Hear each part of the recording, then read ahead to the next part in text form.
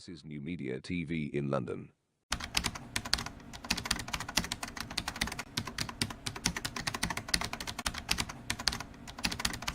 Warning! The following program contains graphics and images that some people may find disturbing and traumatizing. Some of the violent content may be too intense for some viewers. Viewer discretion is strongly advised. NuMediaTV.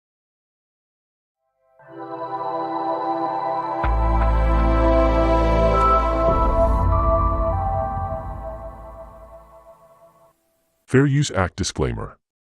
Fair Use Copyright Disclaimer under Section 107 of the Copyright Act 1976. Allowances made for fair use for purposes such as nonprofit, criticism, news reporting, comment, teaching, education, and research. Fair use is a use permitted by copyright statute that might otherwise be infringing.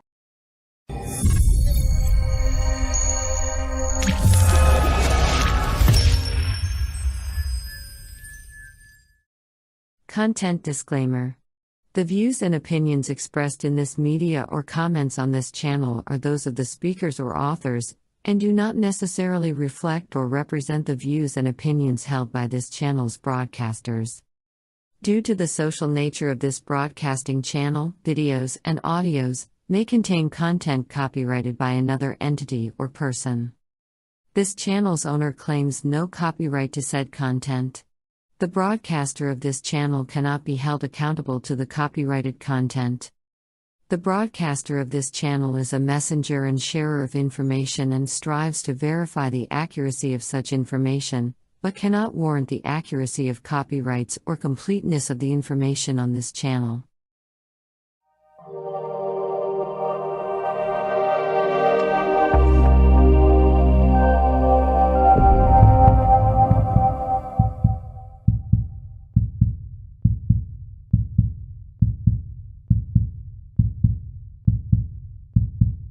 On this social media network, we aim to address Nigeria's socio-cultural and political problems in areas of national identity, conflict, poverty, endemic corruption, inequality, nepotism, terrorism, agitation, high level of child mortality, unemployment, poor health and education, collapsed in infrastructure, cultism, ritual killings, herdsmen crisis, tribalism and home violence. As a precaution, this channel would also like to state unequivocally that we have all rights to use in all of our media broadcasts over 700 royalty-free tunes. These entire package was purchased and delivered by email. Tuesday, January 12, 2021 at 17:17 hours in London from soundsbest.com and a paid subscription and program from Movavi Video Editor. NuMediaTV. Beyond the headlines. News in its purest form. Live stream with confidence. Contact us on +44 208 180 0433, Voice over Internet Protocol. WhatsApp +44 7467 634 822. The live stream will start soon. Please like, subscribe, share and to follow us on Facebook, YouTube, and Twitter.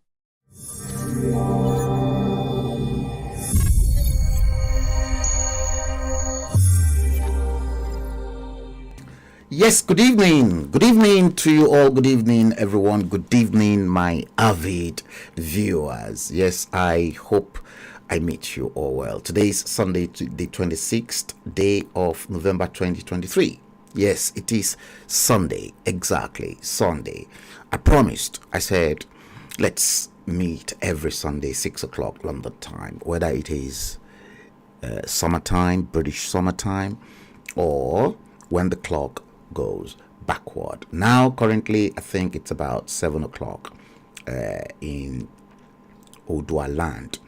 It is exactly 1 minute past 6 o'clock London time, dead on time for me to come live. Yes, minus all those preambles that I have to made known to the public. Yes, 1802 is the time currently in London, and I'm your host, Frank Bello, coming live all the way from London, England. Good evening, good morning, good night from wherever you are watching this current live stream on the surface of this planet. Episode 002 of our newly commenced hashtag the Bleeding Edge series 2023 is exactly what we are going into today. And exactly 4 years ago, on the 26th day of exactly the same day today, 4 years ago in 2019, I streamed a show whilst I was with Addison Lee at the time on Tatrata kleptomaniac politics in Nigeria. Now, for the benefit of a handful of you, I will have to replay. I've made up a proper replay that has taken me hours to actually make it up. The file, very huge file that it took almost 5 hours to complete the entire video that was streamed 4 years ago, to which I have to embellish a few number of things right inside there. Now, if you're joining us for the first time, please don't forget to like us, follow us, subscribe on YouTube, and then share the stream.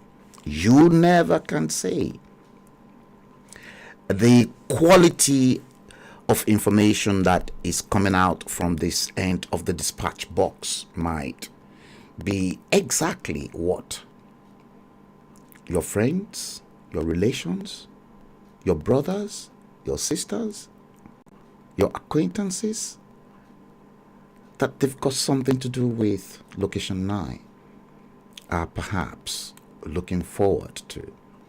Don't deny them. Knowledge is power.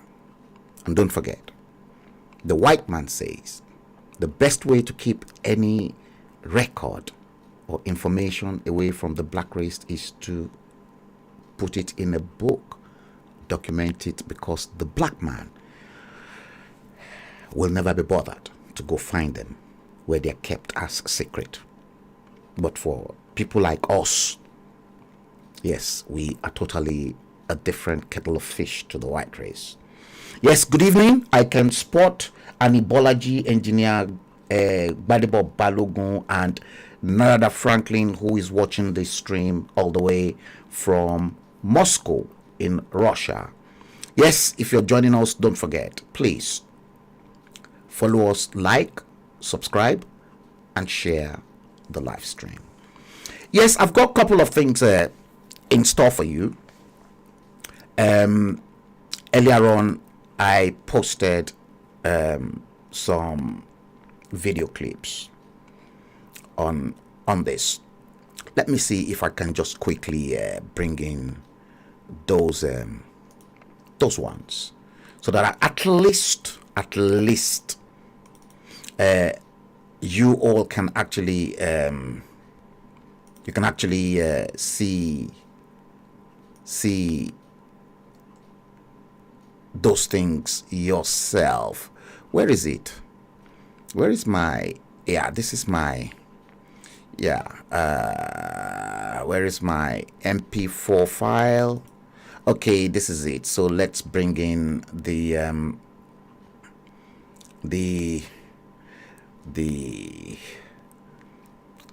I posted something on Emilocon syndrome. The Emilocon syndrome, I think it should be somewhere here. Emilocon, yes, it should be somewhere here before I begin to go into the main purpose of why we're here today. Now, I posted this earlier on.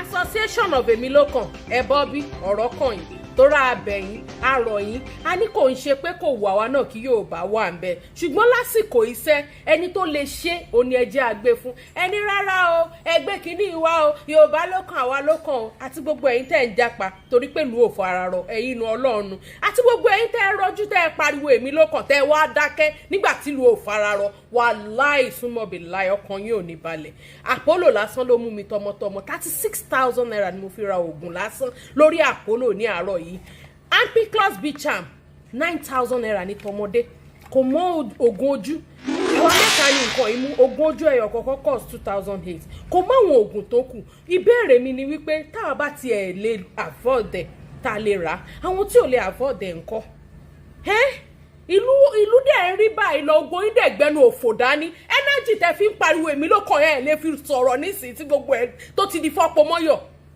ráìsì ti di 60,000 lọ́jà òróró ní pé kí ló ṣubú tóun iyọ̀ lásán gan kò ṣe rà tó bá ní 20,000 naira lọ́wọ́ ò lè ṣe ọbẹ̀ ọ̀sẹ̀ kan níbo kí ló fẹ́ fi ṣe kí ló fẹ́ fi kún ẹ̀dẹ̀ dákẹ́ gbogbo yín wò torí pé tẹ́níbàjẹ́ ò kàn mí gbogbo ẹ̀dá tó bá ti ní tẹ́níbàjẹ́ ò kàn mí ìjọ tó bá máa kàn yín báyìí á kàn yín ju bẹ́ẹ̀ ṣe lérò lọ àti gbogbo ẹ̀yin tá a dìbò fún tí kálukú ṣe wàhálà ẹ lọ gba PVC o ẹ lọ gbàgbà tá a ṣe wàhálà tá a fi dìbò tẹ wá bẹ̀rẹ̀ sí ní mẹ̀kúnnù lára wàláhì tàlá ẹ̀yin inú Ọlọ́run á ní gbogbo yín lára látàyè ìdálùkìá mọ́ ni kí ló dé gan náà you can like a layman cannot even afford to a living orí lásán ní Nàìjíríà wàhálà ni paracetamol is now almost 1,000 naira so orí ò tún gbọdọ̀ fọyọ̀ lásán Apollo lásán ni mo ná 36,000 naira sí láàárọ̀ kùtùkùtù ẹ̀yin inú Ọlọ́run o ó kù yín ó kọ́ lọ.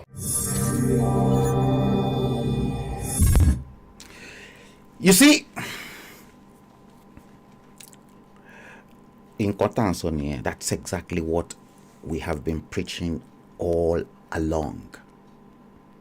At least before the advent of the social media. You see, I was one of those radicals, Yoruba radical, poisonous Yoruba radical, potent, hardcore, conservative, right-wing Yoruba radical. At least I know for a fact that as far back as 2007, I have been begging a handful of Nigerians from the diaspora point of view, to which, as at that time, Tunde Alabi, Alistair Shoyode from Ben Television in London, they always call me inside their studio because they know that Frank Bello is the only wicked soul that can spill truth to the powers that be. That's not all. I will condemn in my own publication all the multifarious activities that has bedeviled Nigeria right all the way from 1960 right up to that particular moment in 2007, because many people never realized as at that time, and I made it known, that if you forget to go back to your history,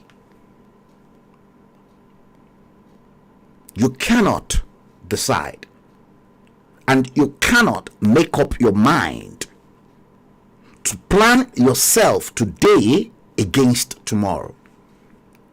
You see, the news of yesterday, the news of yesteryears are history today. The news of today let me assure you, they will be history tomorrow. But because those ruthless, I repeat, let me see if I can find their pictures. That means it is not here.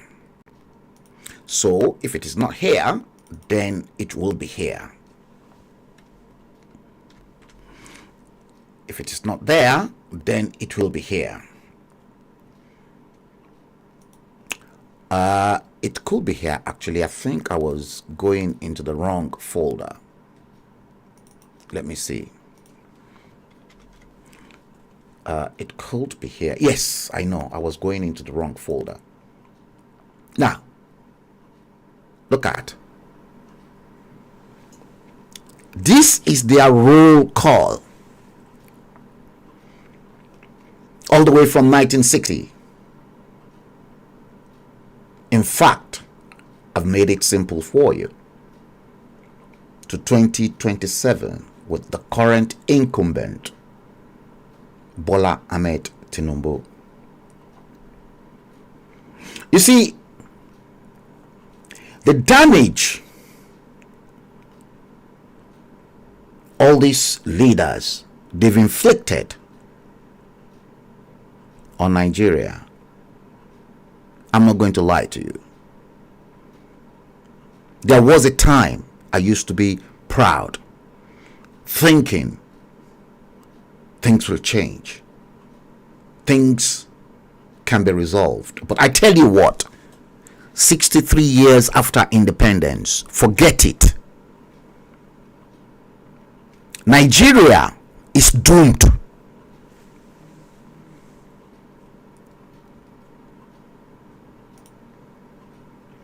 Remember, there was a time, there was a country called Nigeria. Do you remember when I streamed and I showed you something called ideological subversion? Ideological subversion is exactly the weapon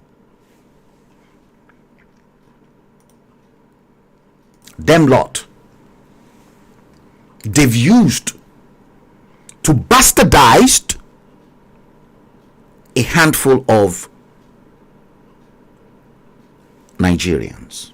Ideological subversion.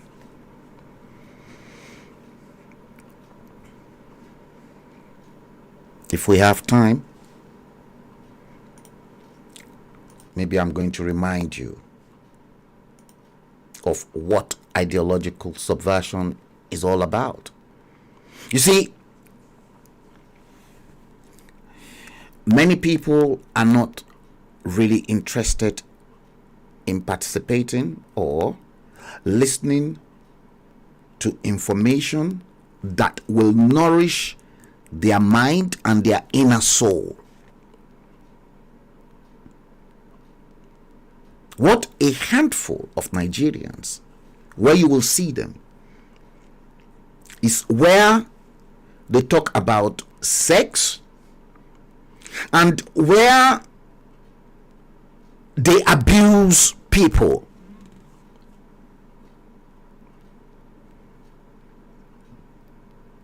If I'm asked to look into the population of those Nigerians that are smart and intelligent, let me tell you, they are 0.001% of the entire population of Nigeria.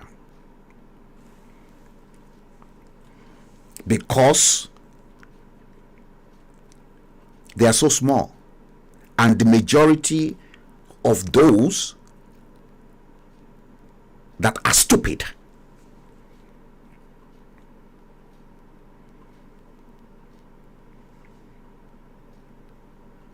they won't let those 0.011% rise, because all these leaders, again, Ideological subversion is the weapon they have used to suppress. I use the word suppress. Ideological subversion is the weapon they have used to finish your life and then finish your children's life. You see, and the process, it is still ongoing.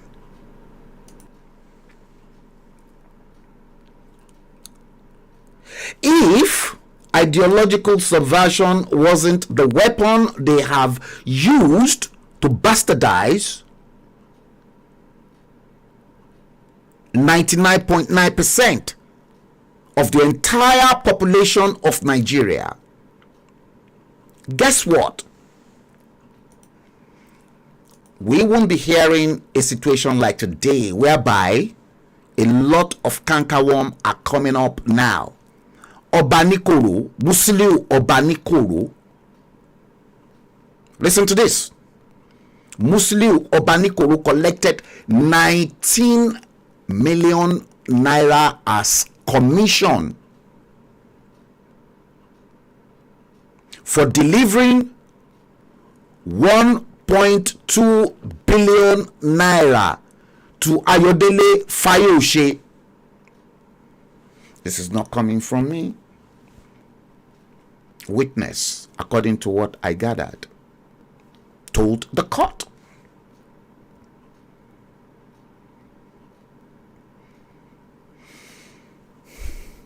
This was something that was sent to me by, don't let me name that person. I don't want to put that person in trouble because I'm not too sure. You see,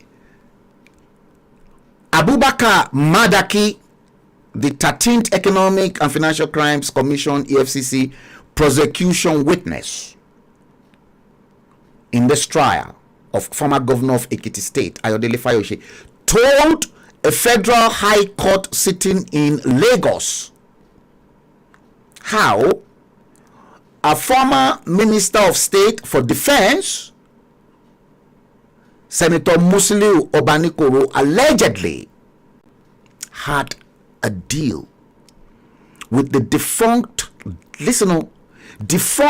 Diamond Bank to collect 19 million naira as commission for the delivery of 1.2 billion naira cash to Ayodele Fayose.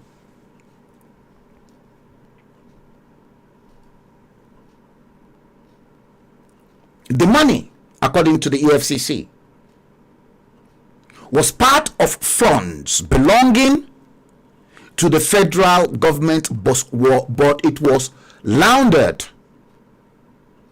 by guess who? Tamboroba politicians in location 9. Tamboroba politicians in location 9. Shege Mutubu Banzani. You see,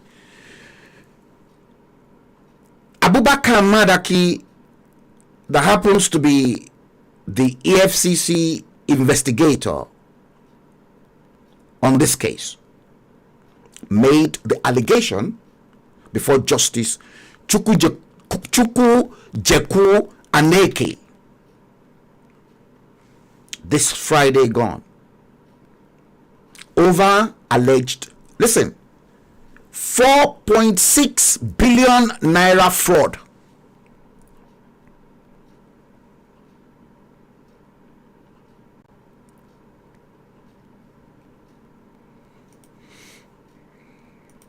Please share the stream. It is really going to get hot.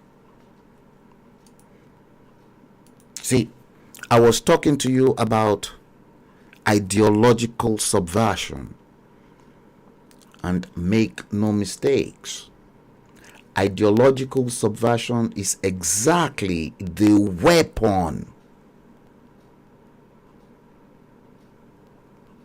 your piece of trash that call themselves politicians in Nigeria are using against you, your children, and perhaps your generations that are yet unborn. Guys, why don't you simply wake up? Nigeria is not working. You see that? See, now 4.6 billion naira fraud. Now Madaki, who testified as a 13th prosecution witness, was led in evidence by EFCC counsel Mr. Rotimi Jacobs. He said, the funds, the 4.6 billion naira, you see, just look at that time when Fayose was in power. You know, the election that actually brought in Fayose equally was a rigged election. And I'll explain that. He said, Madaki said, these funds came from the coffers of the National Security Advisor's impressed account in the build-up to the Ekiti State governorship election in, guess what? In 2014.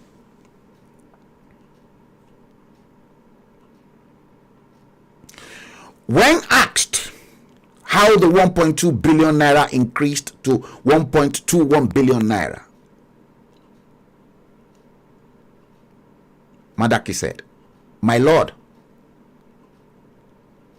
I have stated in my earlier testimony before this court that the then Minister of State for Defense, Senator Musliu Obanikoro, under Goodluck Ebele Jonathan, had an agreement with the Diamond Bank to deliver the sum of 1.2 billion naira cash to Mr. Ayodele Fayose, who was the governorship candidate of the People's Democratic Party, PDP, in 2014 with agreed 19 million naira service charge.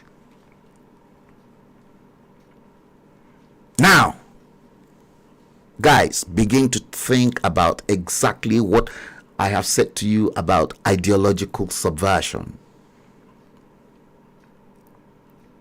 However, counsel to Fayose, one Olalekan Ojo, objected that the witness was not there when any agreement was reached, if at all such exists. Therefore, it was a hearsay evidence which was not admissible in law.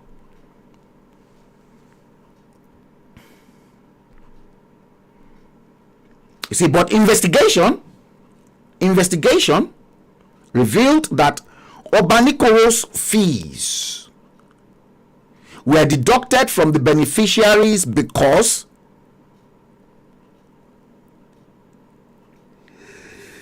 they invited some of the bureau de change operators that were used in the transaction, and they did confirm that 19 million naira was added to 1.2 billion naira, which made it to be the total sum of 1.219 billion.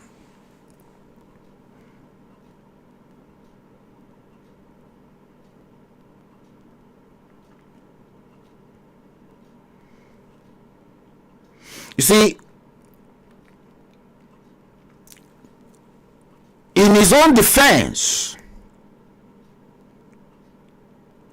the EFCC investigator Abubakar Madaki said, my lord, our investigation revealed that the said agreement was executed and the money was delivered in cash to the first defendant, Fayose, through 1A Agbele, which our investigation further revealed to be Abiodun Agbele, an associate of the first defendant in Akure, via helicopter.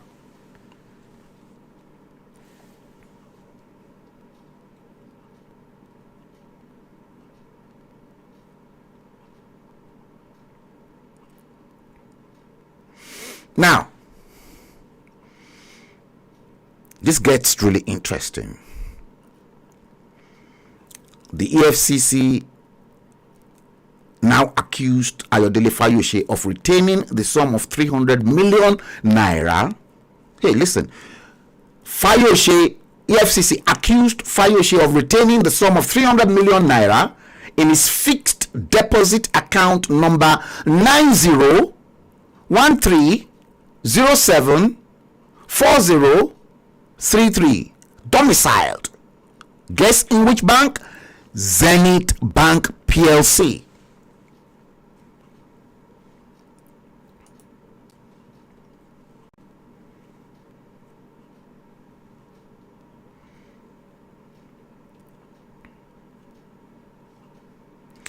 You're right, Narada Franklin. Those people that elect corrupt politicians are not victims but accomplices.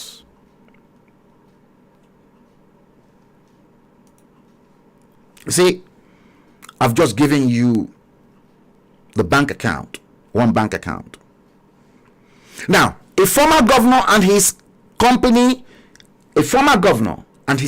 Spotless Limited, were also alleged to have between June 17 and August 4, 2014, taken control of the sum of 317 million naira and deposited the same in Zenith Bank PLC account number. This is another account number: 10170969.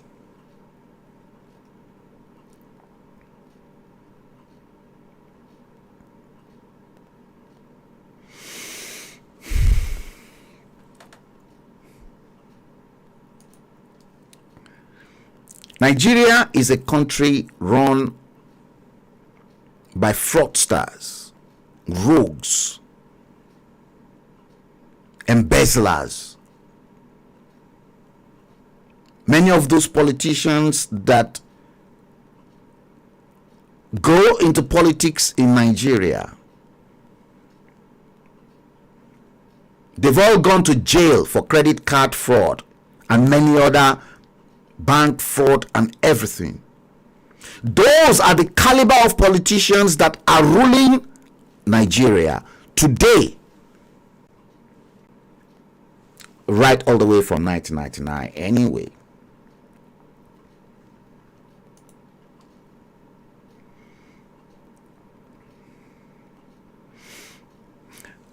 Now, I've given you a second bank account number. Now, the EFCC further accused Fayose of spending, guess what, 270 million naira and 1.1 billion naira to acquire properties on plot 1504 Yetsema Street, Maitama, Abuja, from one Rabi Kundili, and Charlotte's 3, 4, 6 and 9 on plot 100 Tiamu Savage Street, Victoria Island, Lagos, in the name of JJ Technical Services.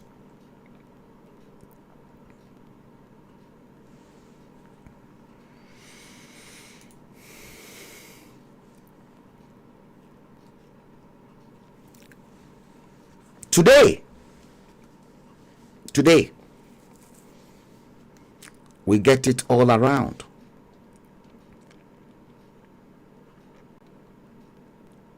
Scumbags who maroon themselves as politicians. The budget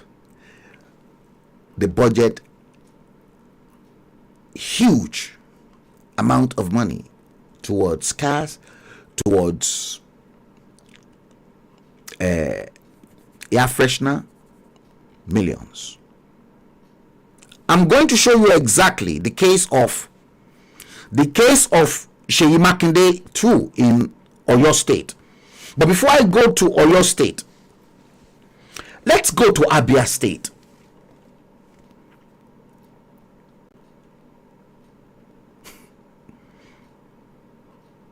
Let me see, before I go into Abia State, let's see if I can quickly find ideological subversion.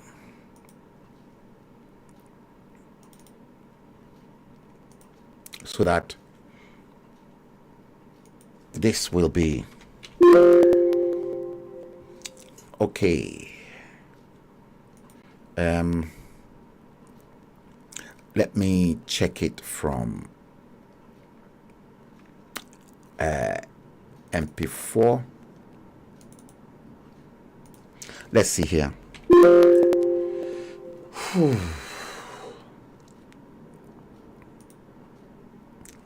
Okay, let me cancel that. Let me check it from the folder here. I think I can easily see if it is here. Ideological subversion. It is not here. Let's see. Sorry about that. Okay. It's not there either. What about here?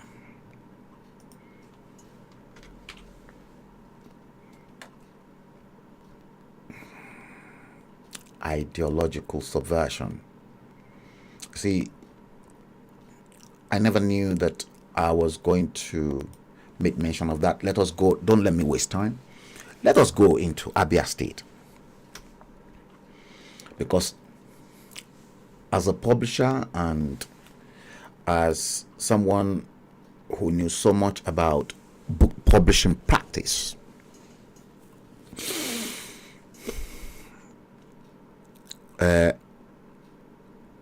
I have special interest in education, especially education of the young people, just like my late father did anyway. Abia State, do you know how many primary schools that are in Abia State at the moment? Public primary schools. Public primary schools in Abia State today, as at 2009, because I've actually researched that, is 1,605. 1605 public primary schools in Abia State. That's not all. I checked the total number of children that are in primary education in Abia State. And in 2017-2018 statistics from records, 28 million children are in public primary education. Okay? 28 million are in primary education. Public primary education. The statistics for public primary education in Abia State between 2017 and 2018 is 22.7 million children. Did you get that? 22.7 million children are in public primary school run by the state government. 5.4 million children are in private primary school. So altogether, 28 million children in primary education. Now, let us say we've got 28 million children between the ages of 6 and say perhaps 10 before they carry on to I don't know what they call them. I think they call them SS1, SS2 now. I don't even know, but in my own time, you spent 6 years in primary school, and then from age 10, then age 10, 11, you go into secondary school from 1. So the method of education, the system of education was 6, 5, 2, 4. Did you get that? 6, 5, 2, 4. That was the system of education. Many people perhaps don't know that. Now, in the current budget, Abia State put 25 million naira into budget for primary education in the state. But I will indulge you to go and do your own research online and see how much the budget, the governor budget for legislators, the budget to purchase new vehicles, the budget to feed themselves surpass their budget on education. So 25 million naira was put into budget 2023 for 1,605 primary schools in the state. Now, if we divide 25 million by 1,605, that means each school will get 15,576 naira 32 kobo. Divide 15,000 naira, not 15,000 pounds, 15,000 naira 576 is what they will get. 15,576 is what they will get. Now, divide 15,576 naira by 12 calendar months. So that means every month, each and every of those schools will get 1,298 naira. Make matter worse. Now divide 1,576 naira by 52 weeks makes 1 year. That is scary.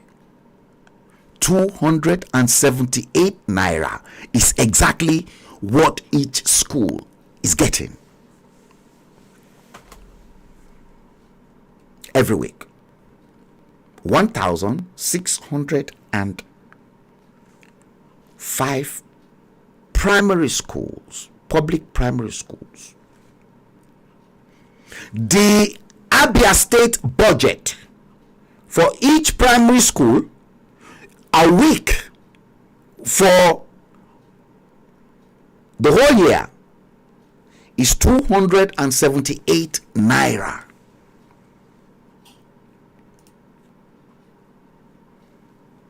Am I now making sense with ideological subversion and all those Tamboroba politicians? I'm not done. Did you hear that? I'm not done. Now, I want to show you this.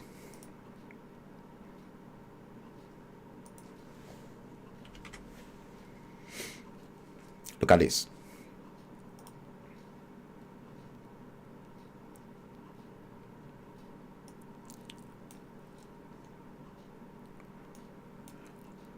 Look at this. Look at that.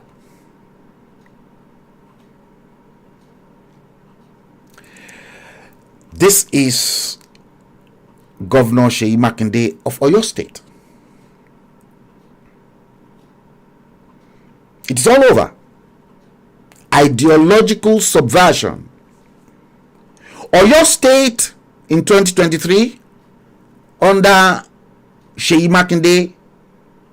Seyi Makinde too just budgeted 43.5 million naira to purchase 55 of this fire extinguisher that retail in the UK for £32 each.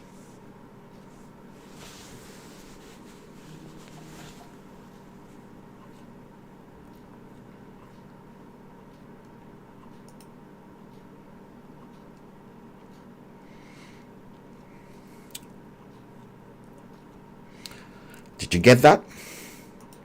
Can you see that? Seyi Makinde of Oyo State. 55. That fire extinguisher, you can Google it. You will see I'm not bullshitting or making things up. I went a little bit further. What I did was this. The same fire extinguisher, you see, the 43,500,000 naira budget that Seyi Makinde had, that he intend to use in purchasing that same CO2 fire extinguisher, divided by 55. Remember, the cost of that fire extinguisher on Google in the UK is £32, inclusive of VAT, valued added tax. Now, 43,500,000 divided by the total amount of 55 units of those CO2 purchase. You see, that means Governor Seyi Makinde wants to purchase that CO2 extinguisher for 790,909 naira. Now, I did something so ridiculous here. And that thing ridiculous that I have done here, as I said, cost of that fire extinguisher in the UK equals £32, inclusive of VAT. So we don't have to add VAT on top. It's a ballpark figure, if you know exactly what I mean. So now, 32, the cost of 1 unit of that CO2 fire extinguisher at £32 in the UK, multiplied by 2,000 naira exchange rate, the worst exchange rate, and the naira is not up to 2,000, but to be on the safe side, let us assume the rate of the naira to the pound is 2,000 naira. So £32 times 2,000 naira rate exchange, we still have 64,000 naira each. Now, if we take away 790,909 naira from the 64,000 naira, what are we left with? We're left with 726,909 naira.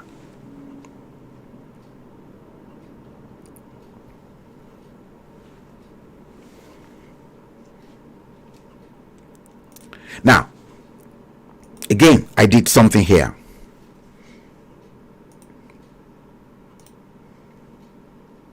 Here, these are some of the most expensive fire extinguisher, and trust me, this special fire extinguisher, they shouldn't tell me that this is exactly what they want to buy. Now, these two types, the Ceton ABC powder fire extinguisher, the very first one with black at the bottom, retails for £39 in the UK, online, inclusive of VAT. Now, at £39, again, multiply by 2,000 naira, 78,000 naira. You see, but those rogue politicians know who they are. It is the cheapest. If a whole state government and the Nigeria Airport Authority can purchase an already broken fire truck and they inflated the price as if they were buying a brand new fire truck engine. Everything is possible in Nigeria. Now, the most expensive of the fire extinguisher online is this one that's got the green bottom and the green handle towards its head. It is called Fire Chief 6-liter lit X fire extinguisher, FLE6. This extinguisher retails for £350 inclusive of VAT in the UK. Again, we discovered that comes to about 700,000 naira, but hey, that one, even you will never find that type of fire extinguisher at the prestigious Gloucester Hotel, the Hilton Hotel on Park Lane, Intercontinental Hotel. You can never find them. The worst probably you can find in any of the 4 or 5-star hotels is probably Ceton ABC powder fire extinguisher.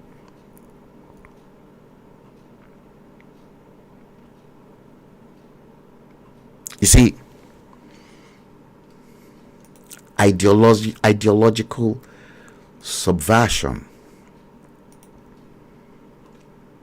You see how they dumble over each and every one of you, left, right, and center.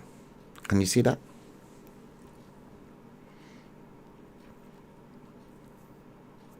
Can you see that?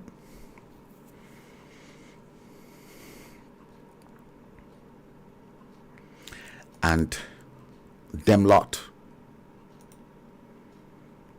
all this them lot,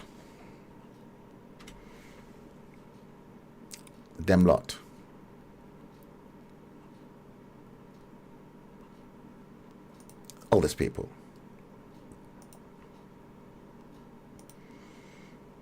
all of these people, they are all responsible for it.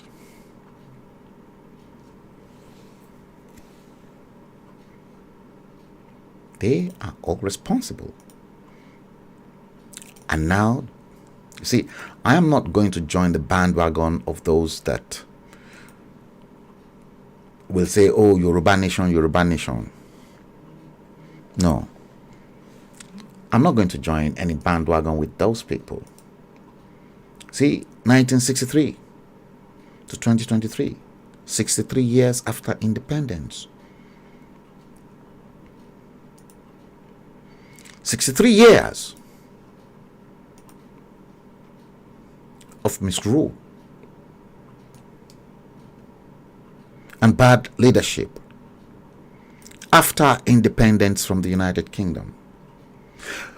My own argument is that this argument presents the need to break up Nigeria, and when Nigeria is broken up, let us just put it the way we were. Western region, now Yoruba nation, United Niger Delta, Biafra, Niger Middle Belt region, Arewa region. we retain the region. Let each and everybody mind their own business. Yes, if they want us to retain Nigeria, yes, we retain that name. The Western region should have their own autonomy. United Niger Delta should have their own autonomy. Biafra should have their own autonomy. Niger Middle Belt should have their own autonomy. Arewa too, they've got the right to their own autonomy. That is exactly what I believe will work. Because all these agitators and all those who call themselves Yoruba Nation now, Yoruba Nation now, forget about it. The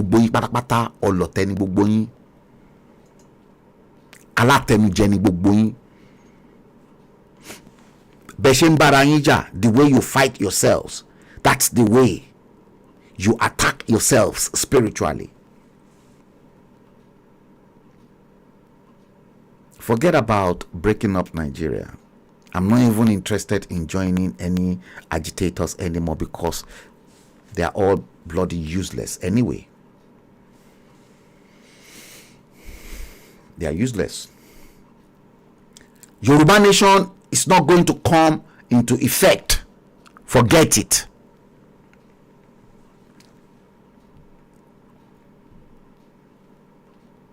It won't come to light. Yoruba Nation is gone. What you were supposed to do, the love that you were supposed to imbibe, you never imbibed that love. And where there is no love, there can never be peace. I know what I'm talking about. And I beg to be corrected. And I don't want anybody to correct me either.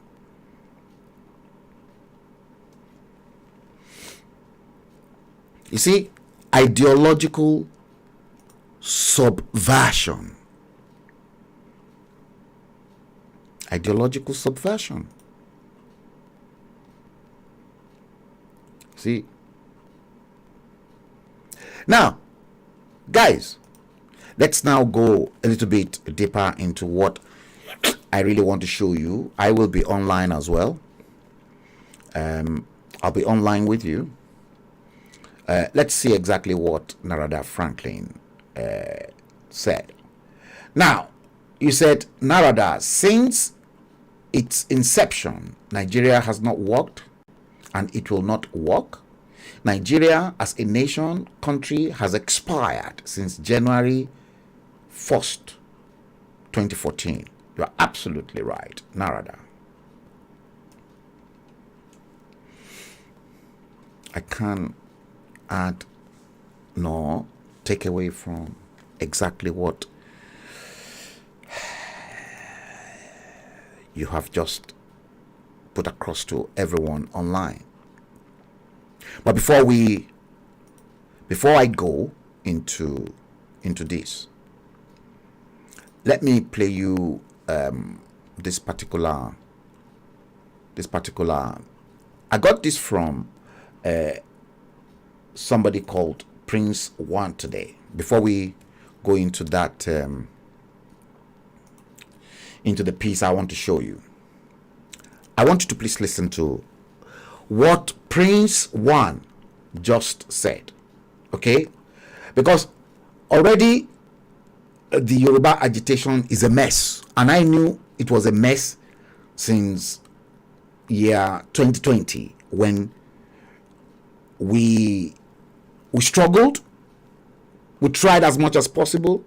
I thought we were going to work in a formidable fashion, and for almost 3 months we shook Abuja to its knees all the way from London. Now watch what Prince One said here.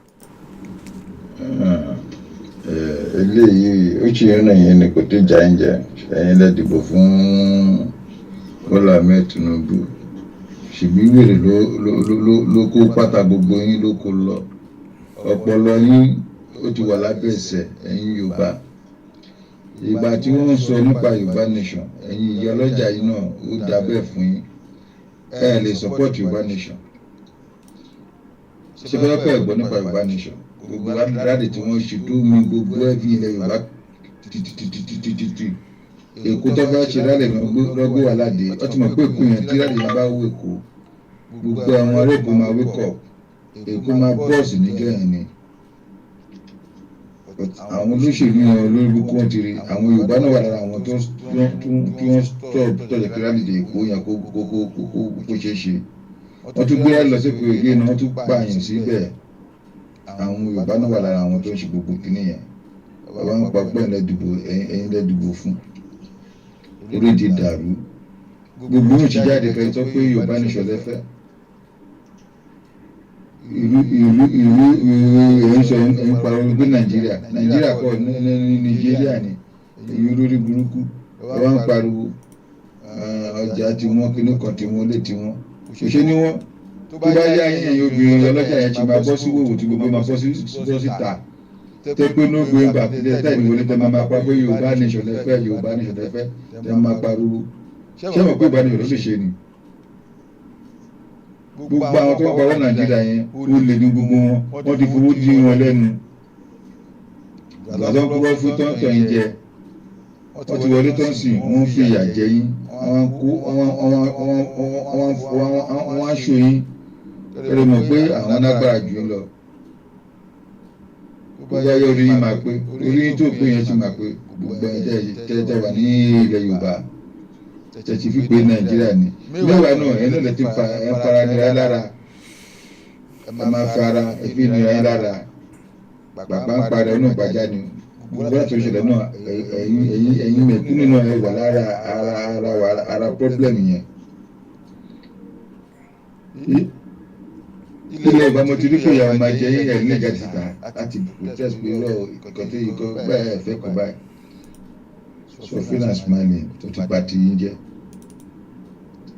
ẹ wá ń pa síta ẹ wá ń fẹ́ fún ẹ ṣẹ̀ṣẹ̀ bẹ̀rẹ̀ ní ẹ̀jú ìkọ̀kọ̀ ọ̀tìgbà tó bá pa Yorùbá nation lórí tó máa pé ìgbẹ́rẹ́ tó máa mọ̀ pé yes Yorùbá nation ló lè ṣe kò sí olóṣèlú kò sí ní tribe tó lè rúru ìlú burúkú yẹn ìlú Nàìjíríà yẹn kò sẹ́ni tó lè rúru dáadáa Ọlọ́run ti pín wọn láti bẹ̀rẹ̀ àwọn òyìnbó lórí burúkú wọn á kó yín pọ̀ wọn kó gbogbo wa kó wa pọ̀ ìgbà yẹn àwọn kan àwọn understand bàtà àwọn kan wá sọ wá jí pé 2014 nìkíní ẹ̀ ti expire akẹ́bọ̀dé máa lọ that stupid gbọ́dọ̀ Jonathan yẹn náà ó wà lára àwọn tó tún dá wà láyé tó pé wọ́n máa continue wọn Nàìjíríà yẹn lọ àwọn àgbà Yorùbá kan tó rí wọn ò pé torí wọ́n ti dàrú àtàwọn torí wọ́n ti gbó tó pé ìran wọn tó bá tètè jáwọ́ kó lẹ́yìn òṣìṣẹ́ ìtọ́ tó náà fẹ́ ṣe yẹn.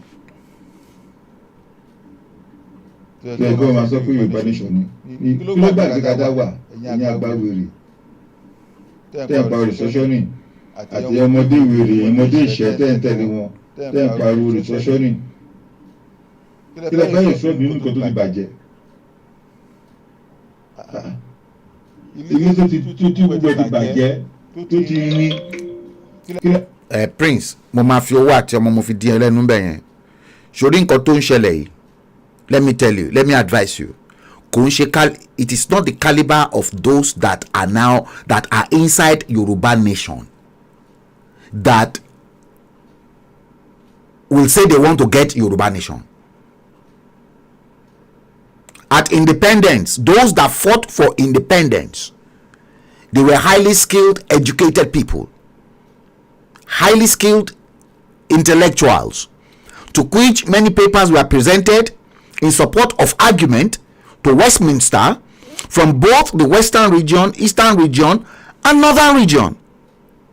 ṣé gbogbo bẹ́ẹ̀ ṣe ń búra yín tẹ̀ ń lálẹ́ ara yín tẹ̀ ń sa oògùn síra yín tẹ̀ ń purọ́ fúnra yín jẹ tẹ́lẹ̀ ọ̀tọ̀ ní pé ìkan dé tán ní Dúpẹ́ Onítìrí o ìyàwó Abíọ́lá ní kinní kan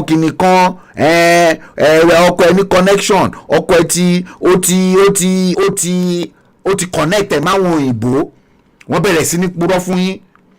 And I told you people, I said this woman, I told you people in privacy and in confidence that this woman was just a mere girlfriend to MKO Abiola. She was just a mere girlfriend, and we all, gbogbo wa la mọ̀ bí Abiola Bishop Otu ẹ̀ bó ṣe máa ń drip off omi lábẹ́ tó jẹ́ pé dandan òun gangan confess tó ní obìnrin náà fi ṣépè fóun. So we know Abiola was a man that had no scruples. Abiola will go for anything that has knickers. Lábẹ́ nígbà tó wà nílé ayé. Now, Abiola himself was a beneficiary of the same corrupt system. I was never a fan of Abiola at all. And then many people, they don't realize the fact that Abiola himself was the first person that betrayed IBB because of Samuel Doe's money that Babangida asked Abiola to keep for him on behalf of the Doe's family, Samuel Doe's family in Liberia. Billions of dollars of diamond money, dirty diamond money. Babangida was unable to actually launder the money into his own account or into the account of his wife, Mariam, because there was already an embargo on IBB by the West.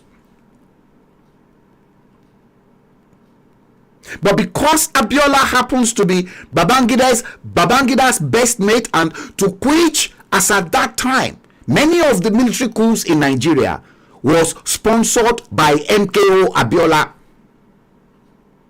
financially. Now, Abiola put Samuel Doe's money into his first wife's account at NatWest, Simbiat's account at NatWest. That's Samuel Doe's money. Unfortunately, Simbiat died. And the moment Simbiat died, when the woman died, IBB called MKO to remind him about Samuel Doe's money. As at that time, Samuel Doe was gone. And Babangida needed to return that money back to the family so that they can take care of themselves. Guess what? MKO said, oh, Simbiat tiku owo na ti lo niyen. Simbiat is dead. The money is gone. You see the way friends treated themselves? You see the way a Yoruba man can never be trusted.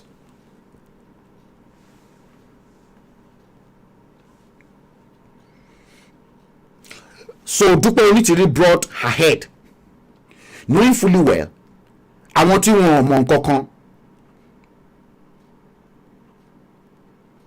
Tọ́ bẹ̀rẹ̀ sí ní sọ pé MKO ti link ẹ̀ mọ́ àwọn òyìnbó tán máa ṣe gbogbo ẹ̀.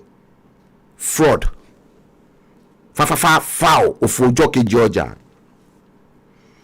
Èèyàn kan tí mo bá sọ̀rọ̀, mo sọ fún ẹniyẹn, mo ní kàn sọ kó jáde. Bóyá ọmọ tó lóun bí fún Abiola bóyá pass DNA test.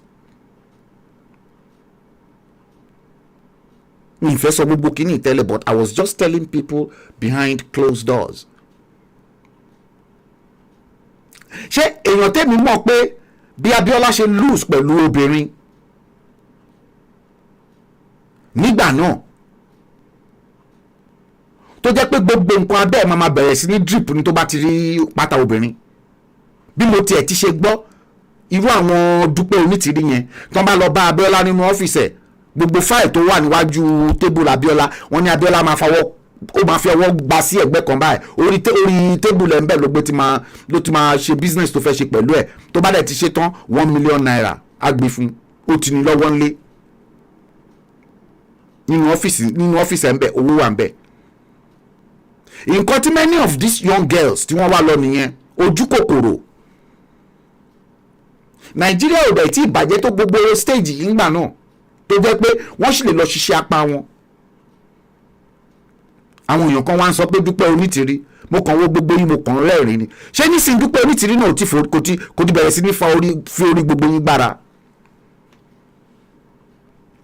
And Professor Banji Akintoye tó yẹ kó mọ the right thing láti ṣe ẹni tó pe rẹ̀ ní ọ̀jọ̀gbọ́n tó kàwé tó bọ òye Professor of History. I mean, need that to remind the Professor Banji Akintoye now. He was once a senator of the Federal Republic of Nigeria. Oh, need that to sọ fún Professor Banji Akintoye pé Dúpẹ́ Onítìrí o fraudster ni. I can never be cajoled because I have my own mindset. And I've been in this struggle a long time. So nobody can mess my brain up or mess me up anyhow. It is not possible.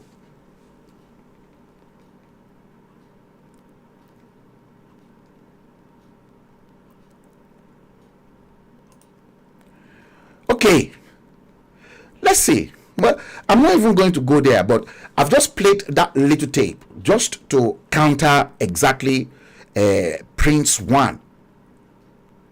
Maybe what you guys should now begin to focus yourself on is, yes, we retain Nigeria, but let's go back to our old regional formation of 1963. I know the Eminent Elders Forum are still working on it. For me, Segobe Yoruba Nation. Not interested in Yoruba Nation anymore. Because the fraud, the lies, and the deception inside Yoruba Nation is not good for my spiritual being and for my own personal health.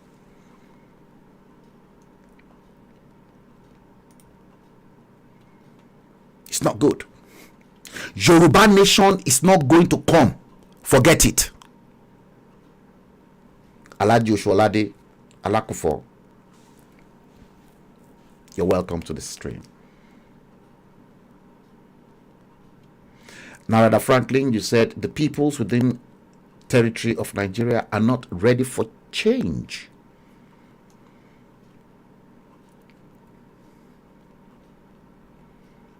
It's not possible. Yoruba Nation gba.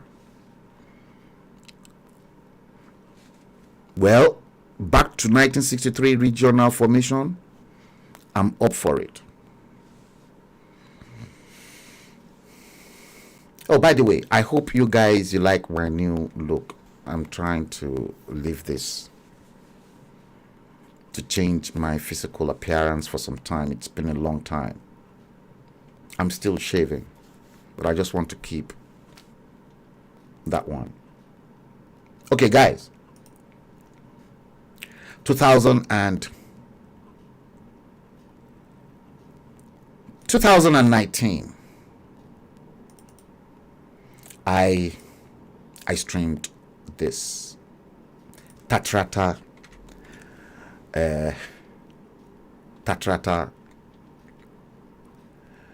did that, and exactly a year ago, today exactly 4 years ago, Tatrata is what I wanted. I want you to please follow me. I'll be with you, and you will enjoy it. It's just a reminder, and I thought, oh, this would be nice for me to actually bring back again. I was at work. I had a break, and I streamed from my car at the time. Enjoy Tatrata kleptomaniac politics in Nigeria. Here we go.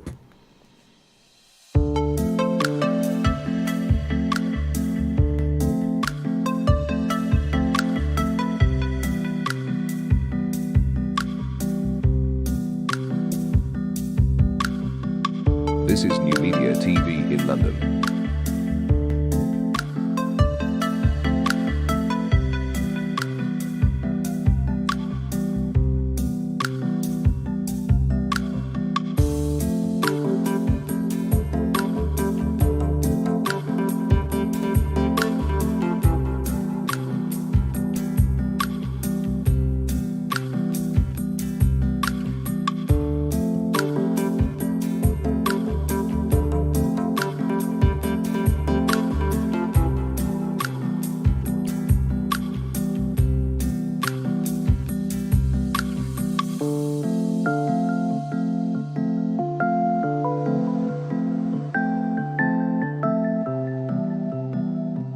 This is New Media TV in London.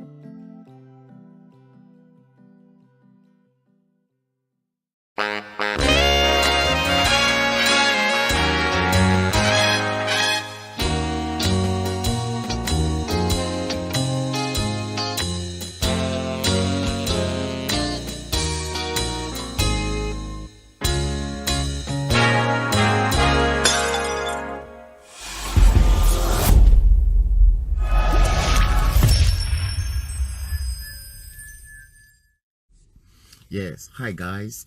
Good morning. Yes, good morning to every one of you. I am on break. The time in London is just fast approaching midday, 11:52 to be precise, according to the console in that car.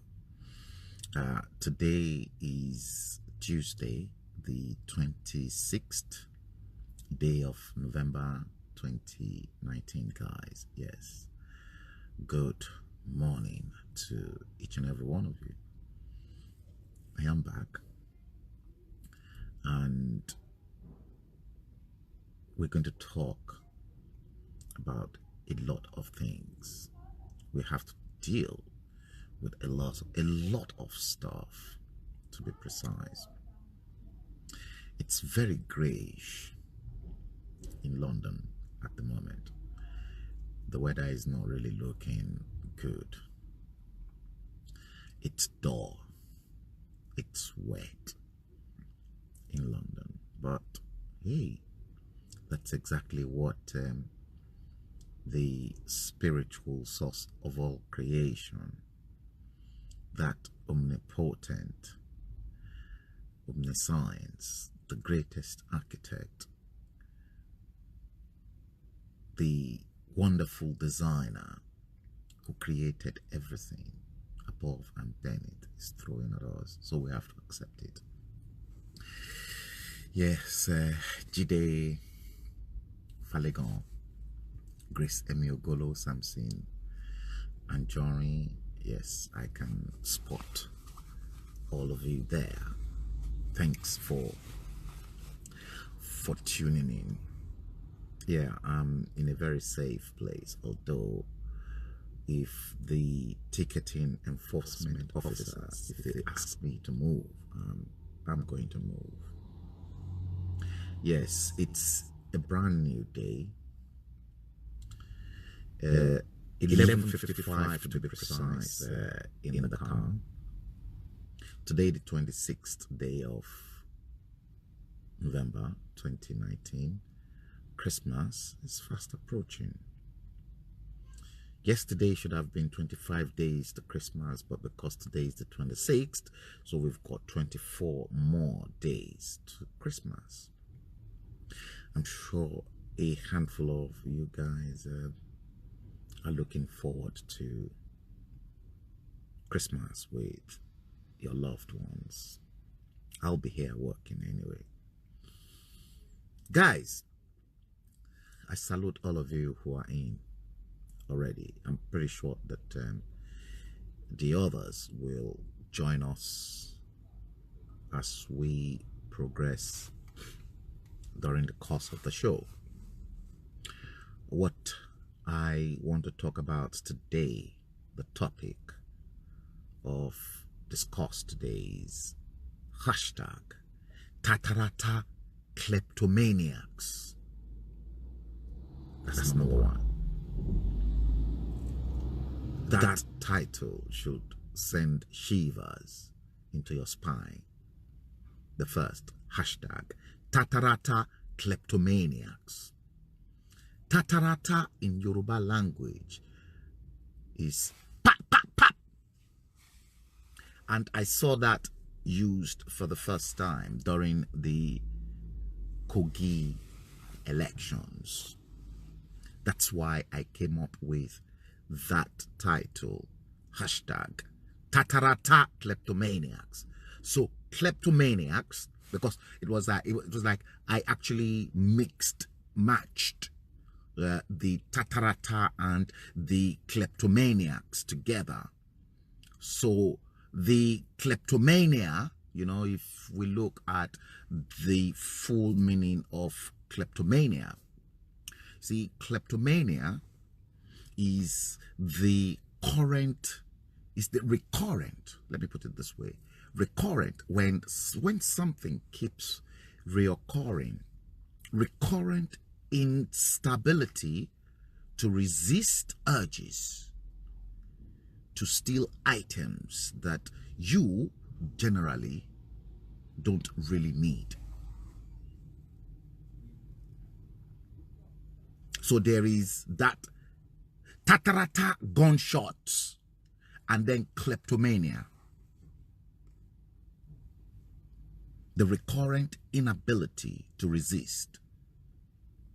The recurrent inability to resist to steal items that you generally don't really need and that usually have little value. Kleptomaniacs. See, Tatarata, Kogi State election. Tatarata, Bayelsa State elections. Tatarata, the same elections that brought your Muhammadu Buhari, your supposed Muhammadu Buhari back to power, because that elections that brought him back to power was on that Tatarata. And some of you will remember as well that I posted on my wall yesterday some of those stuff, such as the reasons why they rigged the 2019 general elections.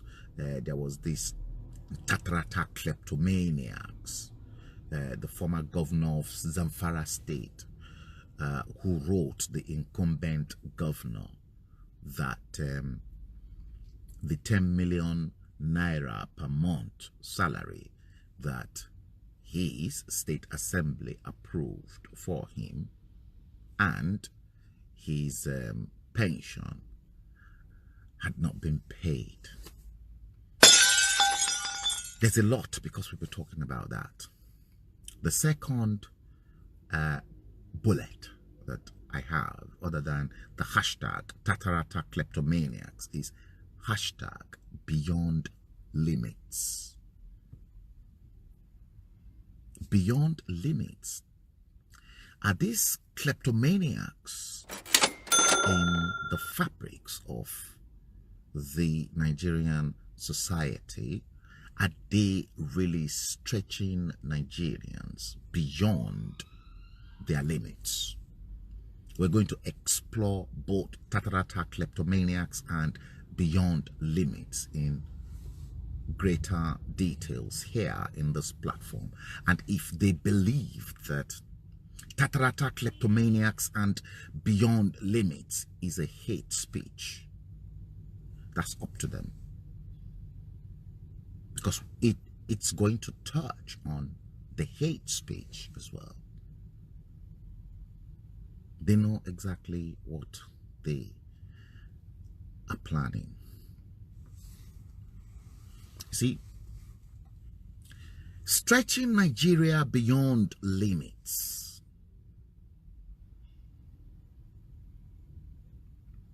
is extremely dangerous for the people. Extremely dangerous. And Nigerians don't seem to want to understand that they are being stretched to the limits through a tatarata kleptomaniacs.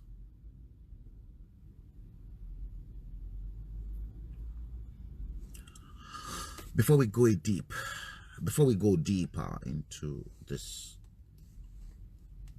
issue, the whole world knows that the United Kingdom is currently going to the poll, obviously due to Brexit. We're going into the poll, and we are going to elect a new prime minister in a few couple of days, weeks. Unlike the Tatarata kleptomania country that never promised anyone, that never spell out exactly what they want to do for the people of Nigeria, but rather send out into the market their houseboy and boy from Aso Rock in the person of Professor Yemi Osinbajo to keep giving out trader money to the people to bribe them for votes. Let me play you. Listen to a tough campaign that's being put together by British politicians here that we are about to go to elections. I deliberately grabbed what Boris Johnson had to say to the British people before casting their votes for the Conservative Party. And I want you to see, or when you listen to that tape, I want you to please make up your own mind whether Boris Johnson is pushing the British people beyond limits, or your kleptomanias, your tatarata gun-powdered kleptomaniacs back in that contraption called Nigeria pushed Nigerians beyond limits out of their own tatarata kleptomaniacs in Nigeria, and the limits that Boris Johnson is having to push the British people to convince them to vote for the Conservative, that a majority Conservative in the Houses of Parliament will deliver Brexit. Listen to Boris Johnson. Hi folks, here are my pledges to you. Number one, we're going to get Brexit done. Hi folks, here are my pledges. Here are my... Hi folks, here are my pledges to you. Yeah. Number one, we're going to get Brexit done so that we can deliver on all our people's priorities. We are going to get Brexit done.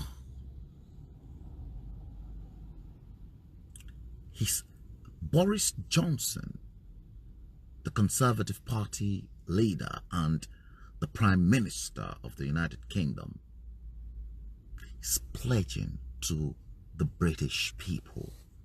His pledge to the British people means Boris is stretching positively the British people beyond their limits. Because everybody in the United Kingdom are frustrated right now with Brexit, and we just want to get Brexit done once and for all. Whether you are a Remainer or you are a Brexiter. He's pledging. So, is Boris Johnson stretching an average British people beyond their limits positively? We'll explore. Let's listen. Let's start all. Hi folks, here are my pledges to you. Number one, we're going to get Brexit done so that we can deliver on all our people's priorities. Number two, we're going to have 50,000 nurses, 50 million more GP. 50 million. We're going to have 20,000 more police on the streets of our country. We're going to lift up the funding per pupil. Funding per people. Funding per people in education.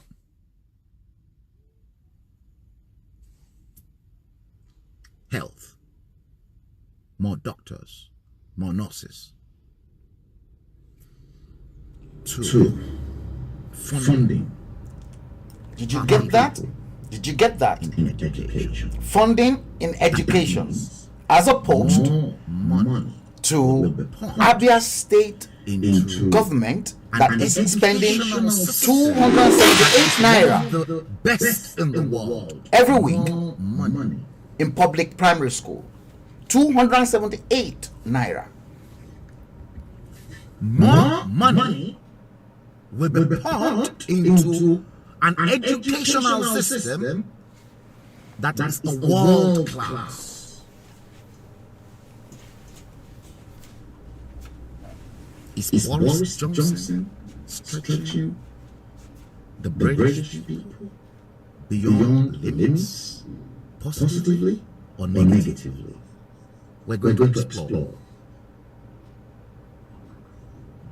He wants to establish the Australian style points-based system for the United Kingdom immigration. Because after Brexit, there will be a lot more job opportunities in the United Kingdom.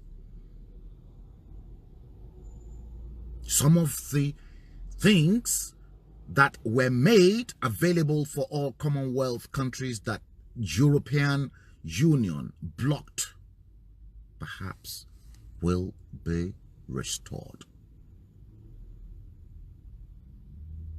And that's what a lot of people don't really want. Is Boris Johnson. Some disgruntled British people don't want that. They just want to take us out of... Look, I'm a Brexiter.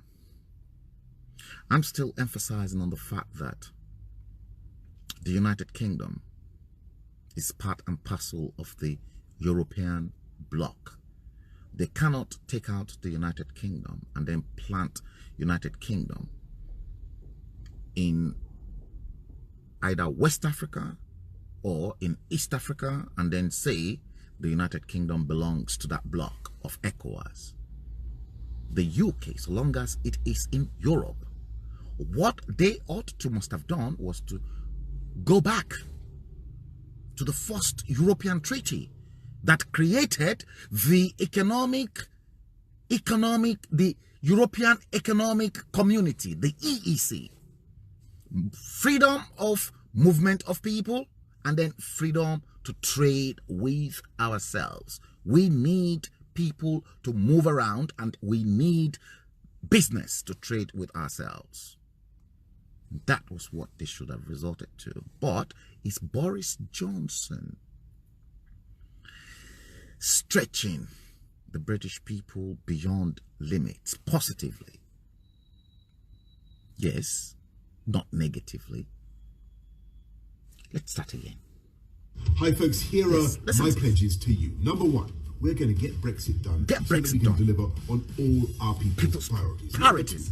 Yeah. We're going to have 50,000 nurses and 50 million more GP appointments. Number three, yes, we're going to have 50 million more GP appointments on the streets of our country. Yeah. Number four, we're going to lift up the funding per pupil. Funding per primary people. And every secondary school in the country. Number Every five, primary we're school. going to have an Australian star-based to control immigration. Number six, we're going to be carbon neutral by 2050. And number seven, we pledge to you that we will not raise taxes on VAT, on national insurance contributions, or on incomes throughout the next Parliament. Those are our pledges to you. Let's get Brexit done and concentrate on the people's priorities. Here is a leader. Here is a credible leader. Here, there's no point. I've got no excuse. Nobody's got no excuse, whether you're old or young, not to respect Boris Johnson. If Boris Johnson is elected as the next Prime Minister of this great country called United Kingdom, to which Brexit will be delivered. But the question I'm asking again, is Boris stretching the British people beyond limits positively? Yes. Boris is stretching us positively for the goodness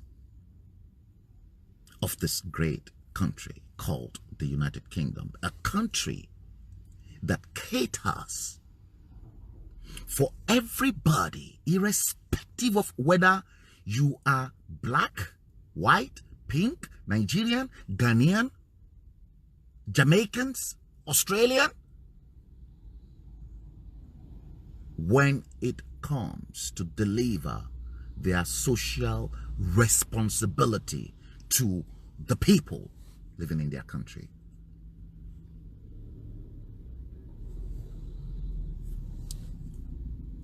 Yes, positively, Boris Johnson is stretching the average British people to convince them to come out en masse on that election day and then vote the Conservative so that we can get Brexit done.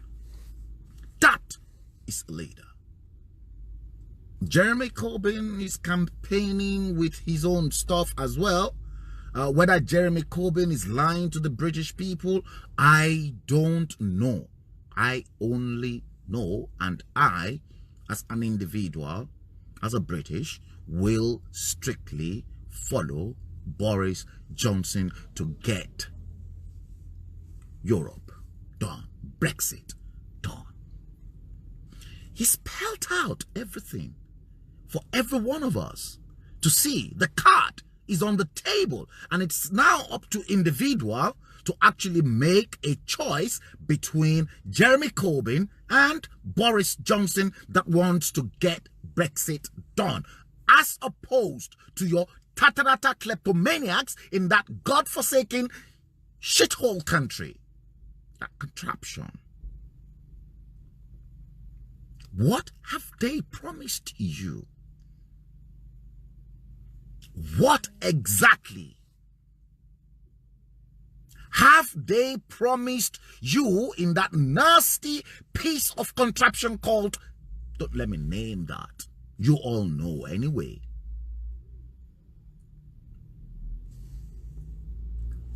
Your president was sworn in May 29th, 2019 for a second time. There was nothing to show for his first term in office. They perfected their first term in office to rig the election on a large scale in 2019. They sacked the Chief Justice knowing fully well exactly what they are up to, only to replace the CJN with a Sharia lawyer. A man who never read law but read Sharia law. A man who equally failed WAEC but was admitted to read just Sharia law, not the normal legal laws that everybody go through to read.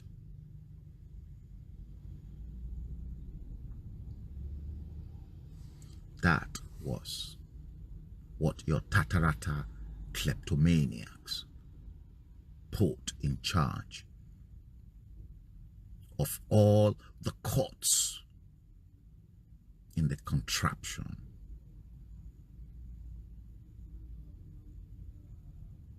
as opposed to Boris Johnson stretching the average British people beyond their limits positively, and then spelling what he intended to do before elections.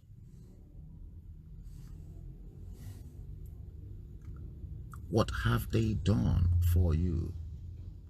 Will you tell me to your face here that those Tatarata kleptomaniacs who kill, who sucks blood, who gives peanuts, 1,000, 1,500 naira, max they give you 5,000 to sell your votes to them. And when they give you either your 1,000 or 1,500 naira, and you subsequently sell your votes to them, either through Tatarata kleptomania or through fraud, what have they done to you? They've stretched you, Lord, beyond limits negatively. They've destroyed everything about you. They've destroyed you physically, they've destroyed you emotionally, they've destroyed you spiritually, they've destroyed you financially, they've destroyed you from many of the things that a government must put in place as infrastructures and a government's responsibility, social responsibility to its own citizen. Since they've since they rigged themselves back into power through their Tatarata kleptomania, what exactly have they done to improve the lives of ordinary citizens in that their nasty contraption? Nothing. Guys, nothing. All what you keep hearing is them passing hate speech bill that will gag the social media, especially.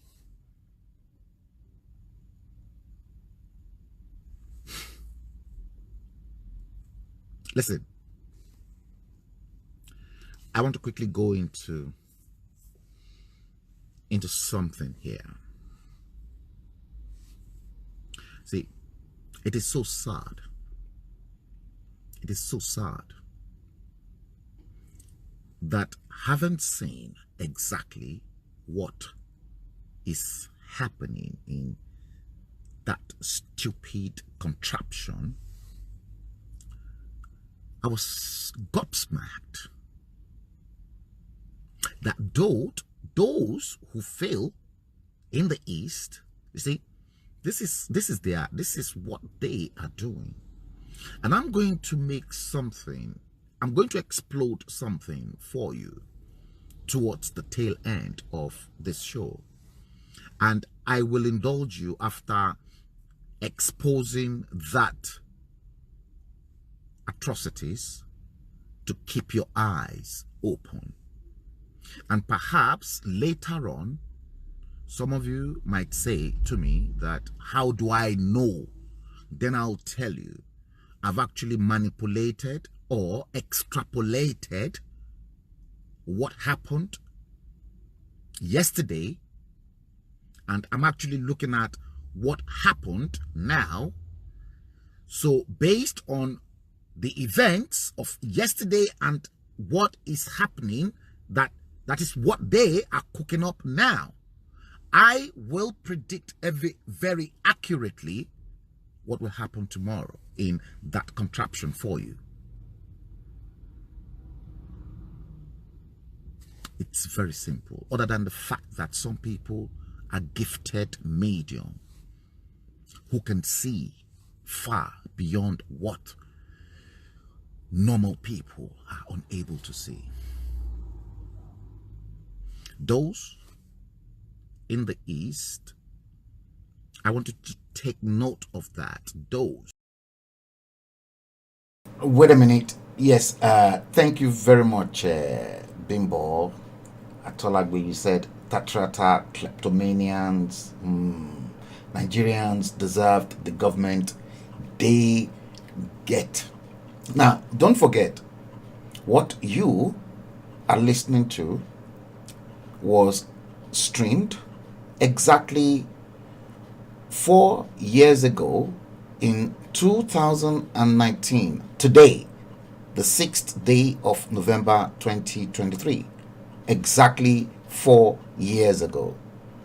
You see, I just thought, Bimbo Atolagbe and many of you that are still on the live stream, just for you to see, I've really contributed immensely to try as much as possible to encourage Nigerians to do the right thing that will benefit them, that will benefit their children, that will benefit their children's that are yet unborn. Now, let's carry on and you will hear more of this. In the East and the South that did not vote for Muhammadu Buhari are the ones demanding he should be given a third term. These, again, are the Tatarata kleptomaniacs in Nigeria. But hate speech or no hate speech, see, some people are ready to die and they cannot kill everybody. Some who are in Nigeria are ready to die to fight for their freedom, to fight for their liberty, and to fight for justice. These people, they don't like you. They are blood. Your politicians are blood suckers. They like it when blood continue to flow on the streets of Nigeria. They don't want blood to cease. A majority of them are involved in occultism. Some of them, they eat human flesh. They bath with human blood. I'm going to take you to another country in Africa where such activities is happening right now. It's not only limited to Nigeria. And I'm going to prove that to you. Now, listen, I know the video is gone viral. It's gone viral. But I'm still going to play it for you guys on my platform here so that you can listen to it, because Muhammadu Buhari and Abba Kyari, they cannot cage everyone. It is not possible. That law is not just going to stand. Listen to Aisha Yusuf once again. I love this woman. Listen. Tell them their father.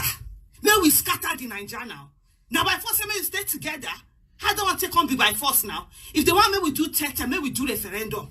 May everybody wakai, or may everybody choose whether this Nigeria we want to stay together or everybody want going on. When we don't do referendum finish, moi. See, guys,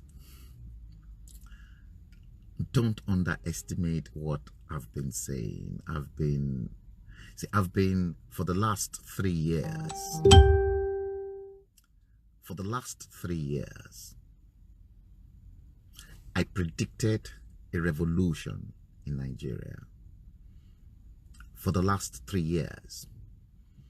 And when I predicted that revolution, I said revolution is inevitable in Nigeria. It is going to happen, but that person that will lead that revolution was what I do not know, but I knew.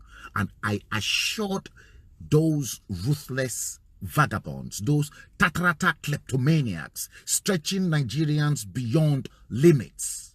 I told them that revolution is coming from outside, from the diaspora, not from within Nigeria. 3 years ago, ever before Omoyele Sowore thought of even going into the presidential race, I think Ayogundimu and a few others who watched that show with me will testify. I know I've got a handful of you guys that's been following me for a long time. The next one I've been campaigning for is to break up Nigeria into 3. That Nigeria is a farce. Nigeria is a fraud. Let the North stay on their own. Let the East stay on their own. And let the West stay on their own. In that show, I made it known. That was the beginning of the fear for Muhammadu Buhari, because I spelled it out. I was the very first person to spell this out to Nigerians and to open up Nigerians the way they've never seen their country. That two things can unite a nation. Nobody's ever talked about it. I was the very first that started talking about those 2 things that can unite a nation. And at the end of those 2 things, I asked many, which of those 2 qualities can unite or will unite Nigeria?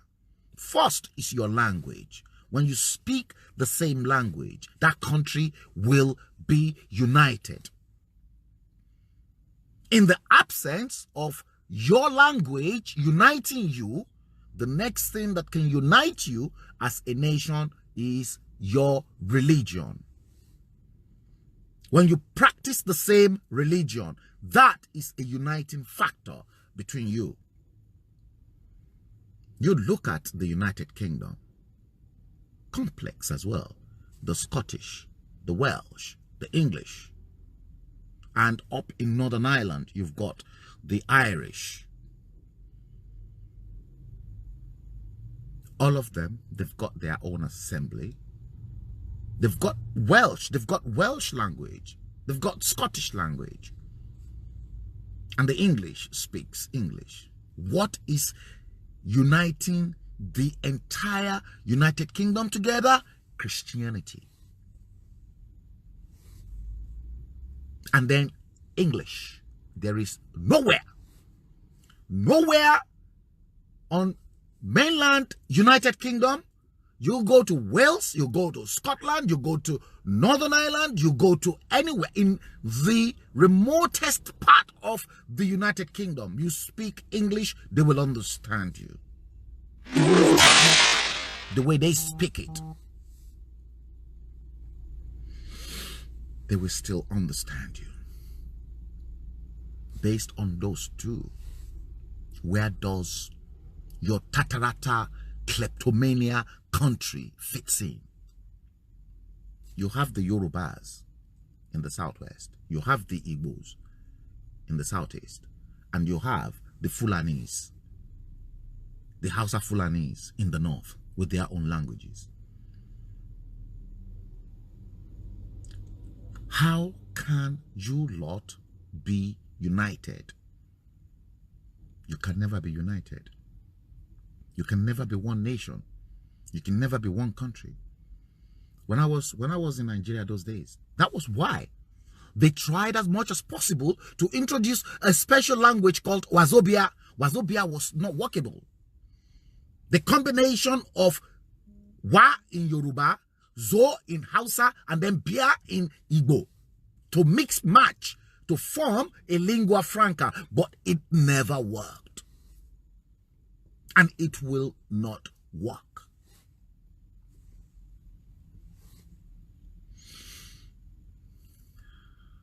Dangerous country. And oh God, that is exactly what Aisha Yusuf is talking. Throw in a referendum. The British government threw in the referendum to see if they should be part of the European Union or not. The people spoke that they don't want to be part of the European Union. So what stops your tatarata kleptomaniacs in that godforsaken country, that shithole country, from throwing a referendum for the people to decide if they want to be part and parcel of that British project called Nigeria? That is exactly what Aisha Yusuf is saying. Let's listen. I no go one stay. I no mind. I go dey look for visa. Go visit them for Daura. Check out the next level. Yeah. If they like, may they allow me stay there for 100 years. Yeah. That will be their personal business. Yeah. But for this Nigeria where we dey, yeah, Muhammadu Buhari no go dare am. Say one so waiting. We die for that nation. We sit down for road. We die there. See, me I no be slave. Oh, of course. I no can be slave for anybody. I don't know about you. Whether you can't be slave. They enslave my parents. They enslave me. Now they want to enslave my children. Like, yeah, correct, correct. It no go happen. Anyhow, where that idea they come for their head, may they squash them, may they squeeze them, may they throw away them, may they carry them, may they go put them for one side. Because if they try that one, now they go tell them say anybody where they see get bed for psychiatric hospital. You see, your tatarata kleptomaniacs in that shithole and entrapped country are stretching people like Aisha Yusuf beyond limits, because she did make mention of something, that bed at the psychiatrics unit. This is the monster that the country is bringing out of innocent souls that are meant to enjoy the dividends of a democratic environment. Democracy should be something each and everybody enjoy. And when election is coming, election should be fun and not war.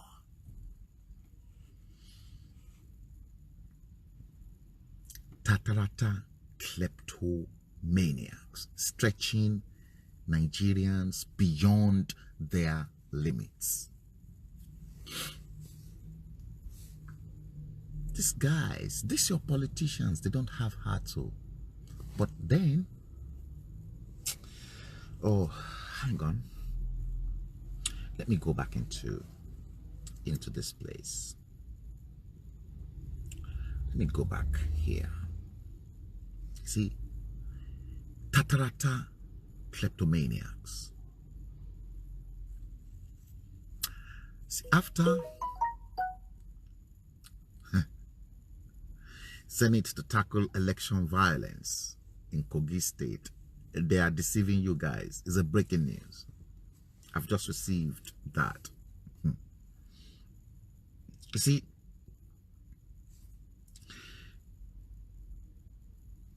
Yaya Bello,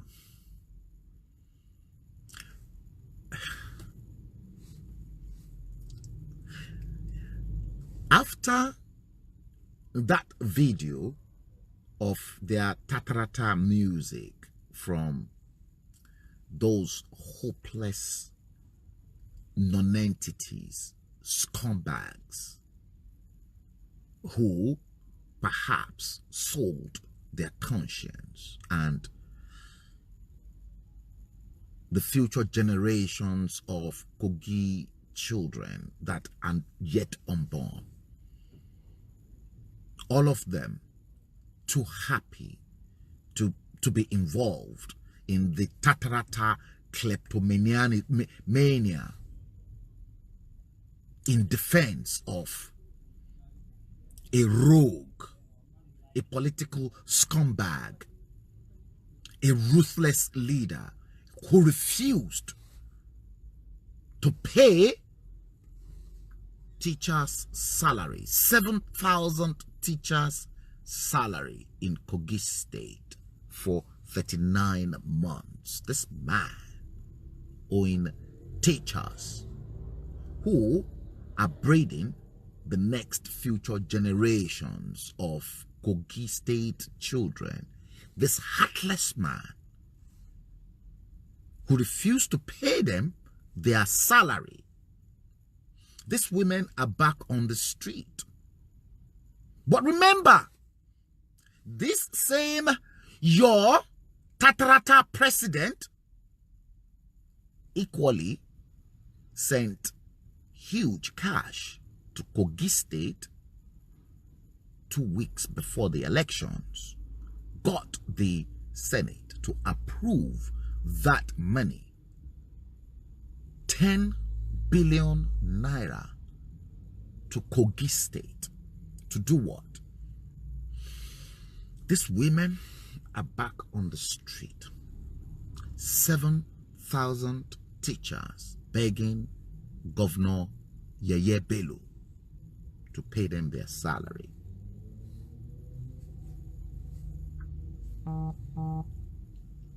They are back on the street. They are back on the street. And the same Yaya Bello had the audacity, the same Tatrata kleptomaniacs had the audacity to tell Nigerians that it was a carryover from the previous administration. But I did the sums with you guys. 12 months makes 1 year. 24 months makes 2 years. 48 months makes 4 years. Out of the 48 months, this man was unable to pay 39 months. Take 48 months out of 39 months. What are you left with? So why is the stupid Tatarata kleptomaniac governor blaming the previous administration? If he is stupid with his sons, if he's never been through the walls of schools in his life, I and many of you who are reasonable cannot be fooled. 48 minus 39 months. That was why Aisha Muhammadu Buhari at his campaign begged Kogi people to vote for him, that he will pay them their salaries.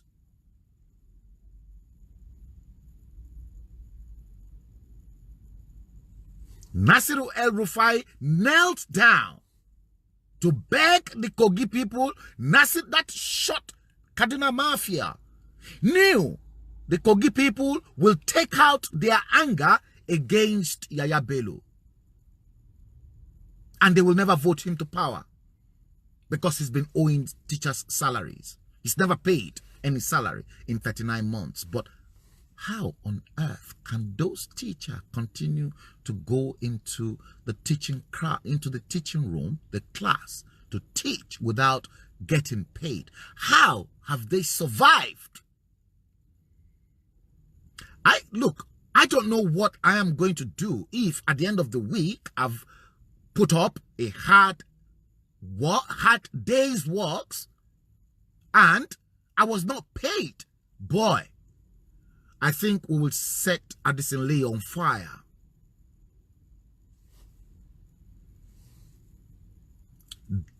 The company, if it is a government ministry or parastatals, will be on fire.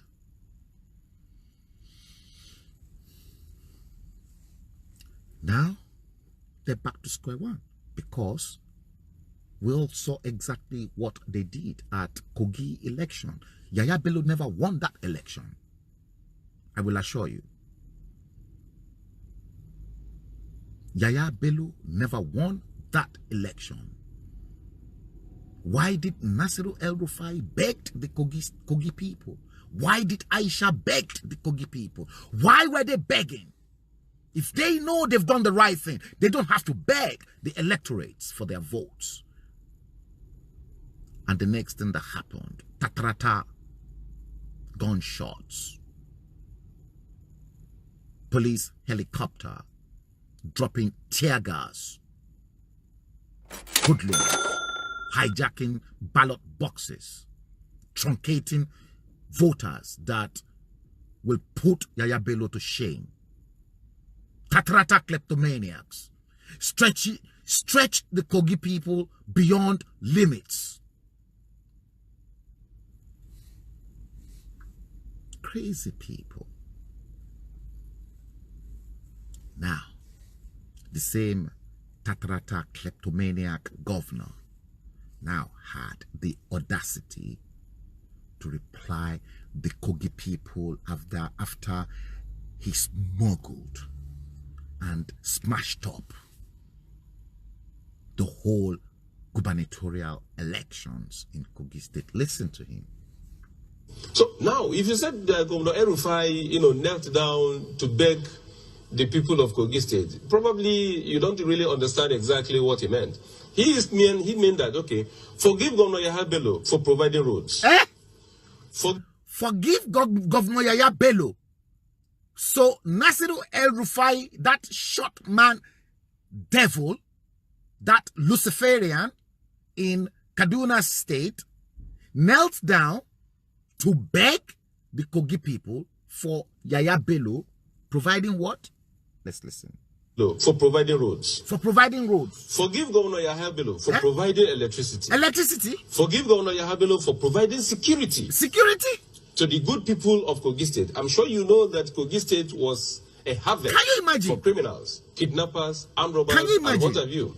And we reduce them to the barest minimum. Can you imagine? Kogi State is the safest state as far as North Kogi is concerned State today. is the safest. Kogi State is the second safest state in Nigeria. Remember, we have the number of borders more than any other state in the country. 10, including FCT, will have these borders with a lot of challenges and prospects. Forgive Governor Yahya Bello for empowering women and youth. Can you imagine this lies? Forgive Governor Yahya Bello for uniting the states. Can you imagine? Forgive Yahya Bello.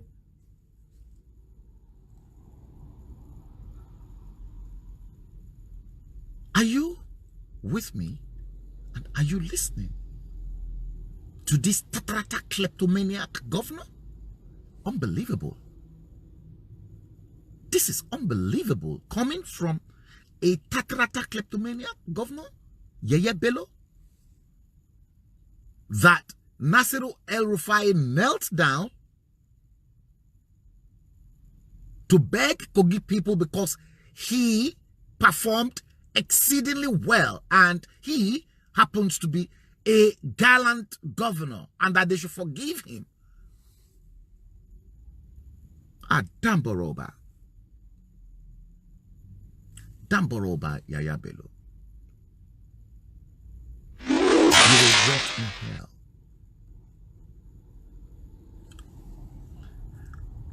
You will never see the face of God. Satan is your portion for coming out to lie openly.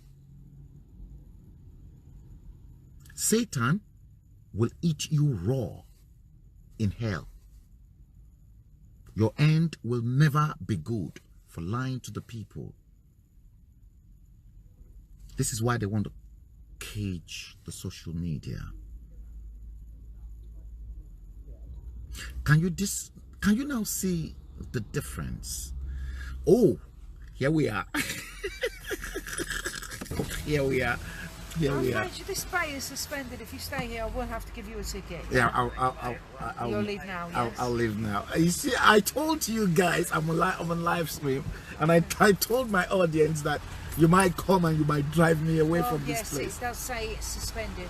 Really. Yes, guys, you see, let me show you. Let me show you. A great big neon yellow sign. It says it's suspended. Yeah, I can see the suspension. I'll move now. See, she was even kind that she actually came to me. I told you guys that they were going to come for me. That is London for you. See, I told you that they were going to come for me, and that let me find somewhere else, somewhere else that I'll be able to. Yes, I have to watch this very well, guys. I told you that they will come for me, but because I am in the car, so it's all right. So yeah, let me find that's a double yellow there. Okay, I think I'll park here. So if they ask me to pay, I think I'll just I'll just use my apps to pay here. Yeah, I've got, this is a ring go app, so I'll stay here, and if they want me to pay, I'll just slot some money in the apps. Yes. So guys, I am back. See, like, I know some of you already leaving some comments. I will, let me even take those comments before those comments disappear. Jocelyn Noah, which Kogi is the safest state in Nigeria, or is Kogi in another plate? Or the same northern state in Nigeria? We're going to talk about that. Thanks for that. You see, the same Kogi that Herdsmen, they've taken over everything, all their land, all their farms, and everything. Elizabeth Lilja, you said, Ami, it shall be so for them all. Oh, I've not started yet. I'm still going to curse these people. I'm going to curse them. I'm going to curse their children. I'm going to curse everything about them. Grace Emiogolo, they see Nigerians to be gullible. Yes. Lizzie Azu, Amina Olayinka, Lola Sukomi, Ola Oluwafolabi, Ola Univ. Samson Anjorin, I've acknowledged you. Olubumi Oyewole, yes. Alaja Abeke Adebayo, Musumola Salisu Adigun, Princess Lola Omo Charming, my darling girl. Paul Eke, Ahmad Adeni Tijani, Ayogundimu, Jocelyn Noah, yeah, Yeye Governor, yeah, complete Yeye Governor indeed. Ayogundimu, you said it's a British creation that must be deconstructed. Yes, indeed. The time is now to deconstruct that particular contraption. Yes, it's about time. See, stupid man, stupid and nasty man. Wow, beg. Can you see the difference? Before I was taken away from what I intend pouring out to you. Can you see the difference between Boris Johnson telling the British people what he intends to do with Brexit? Should we get out of it, or if he's got the majority in Parliament to push Brexit through, he wants to get it done and dusted. Boris pushing the British people beyond limits positively. Boris, none of the politicians in this country have come up on the street to give money, hand over cash to the electorates. It is not done here. We want to listen to our leaders on what they will do for us. In 1979, it was not so. It was never so in 1979. Between the UPN, the MPN, the GMPP, the MPP, and then which other party? There are 5 political parties. Each and every political party in 1979 packaged all what they will do for the country. Money never exchanged hands. The Federal Electoral Commission, FEDECO, at the time put a peg on how much each and every political party can spend in an election. Money never went round. There was a peg.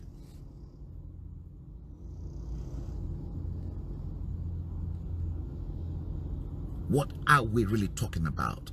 Now we've got Tatarata kleptomaniacs at the corridors of power, and they want to shut our mouth with their hate speech bill. It will never work.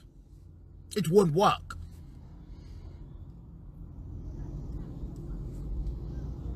We will see to their end. We will make sure we condemn each and every one of them to the pits of hell where they belong. All of them, they belong to the pits of hell because they are not human. And I'm not going to shut my mouth, but I will continue to tell them the way it ought to be told. I'm not the only one that will fight them. There are many of us out there that will fight them. The social media is here to stay. It will probably improve. I will assure you, it will probably improve. The technology to actually hammer on them will probably improve. And I tell you what, the very day the white man launch a satellite in space that will control our broadband all over the whole world is the day you will know the world is a small place. When Nigerians don't need any other telephone provider to access the broadband, when they're accessing the broadband from the satellite, that is when you will know that you can hide. And that technology is just about to happen. It's going to happen. Broadband from the space. It's going to happen. You ain't seen nothing. You see,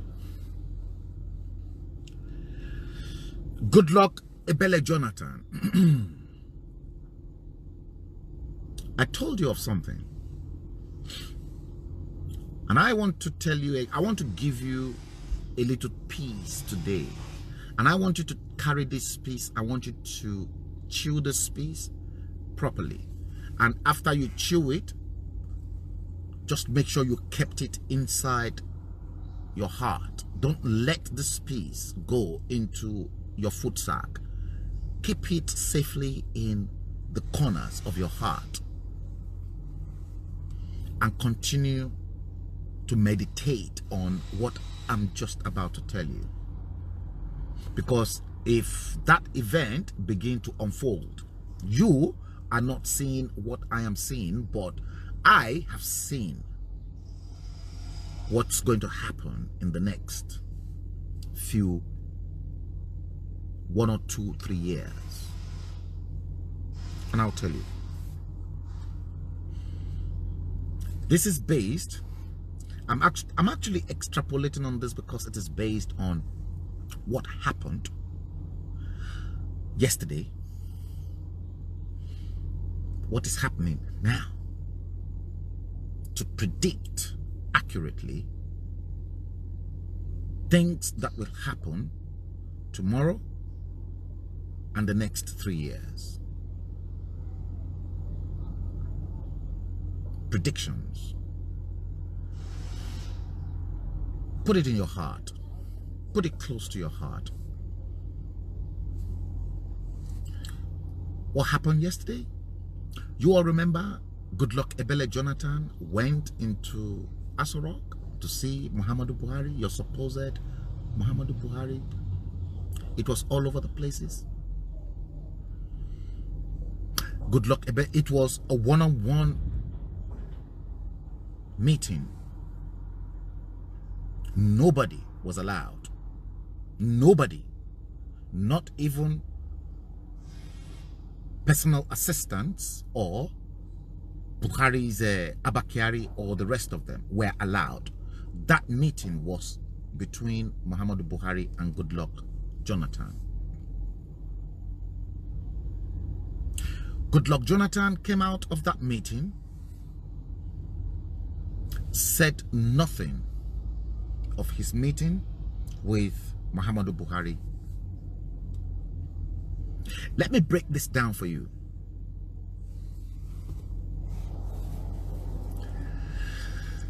Goodluck Jonathan is right at the point of changing sides. He wants to change. And what is happening is that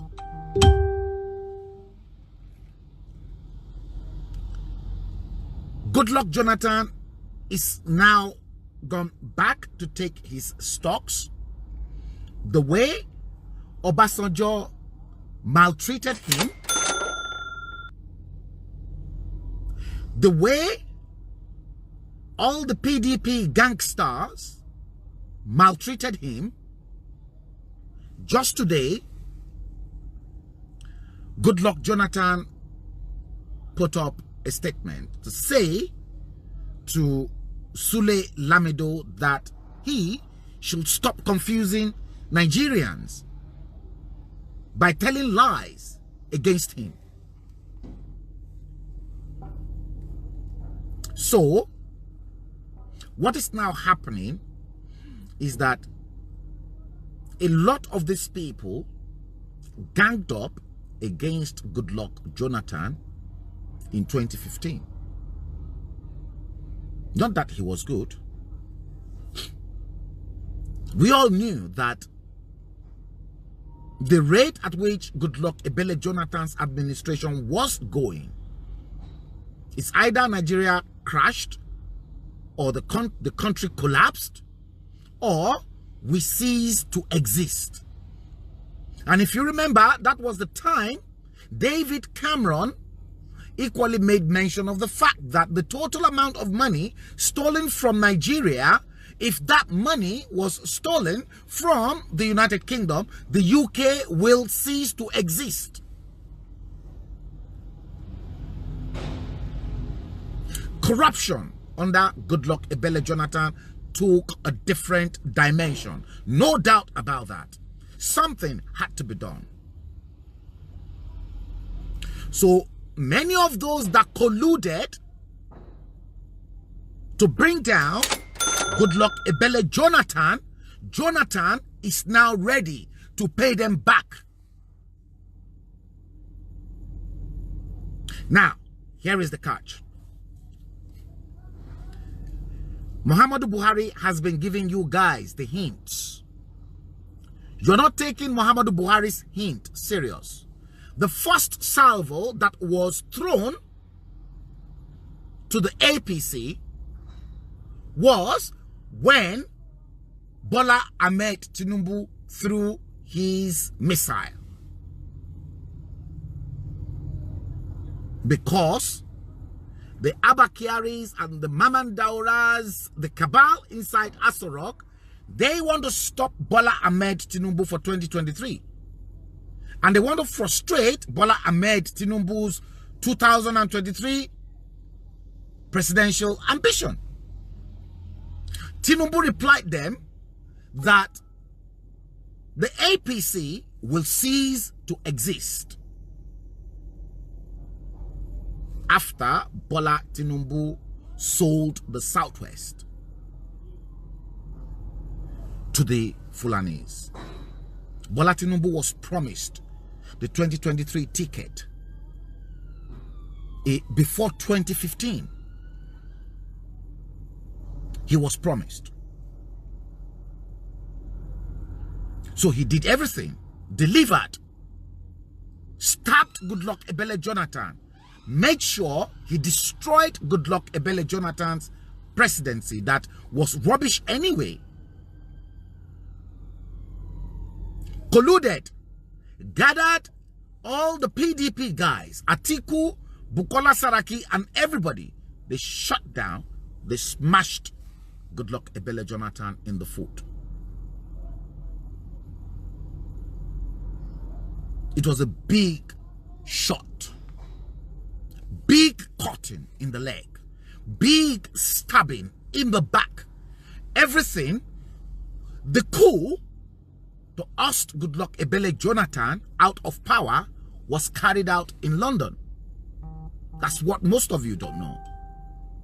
That coup was carried out here in London. At that coup, both Adams Oshiomhole, Bola Tinubu, Aminu Tambuwal, every one of them were at that gathering. That was where Muhammadu Buhari's fate was decided. A lot of people don't know. When it was decided and when everything came through, you saw them, all what they did was they all went to seek the blessing of OBJ.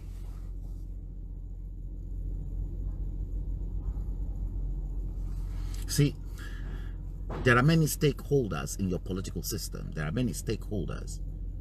See, Muhammadu Buhari went to IBB to solicit because he knew in 2015 would have been rough for him.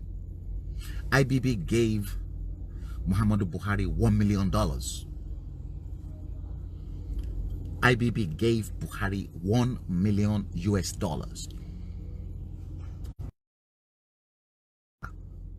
to give to people at the campaign.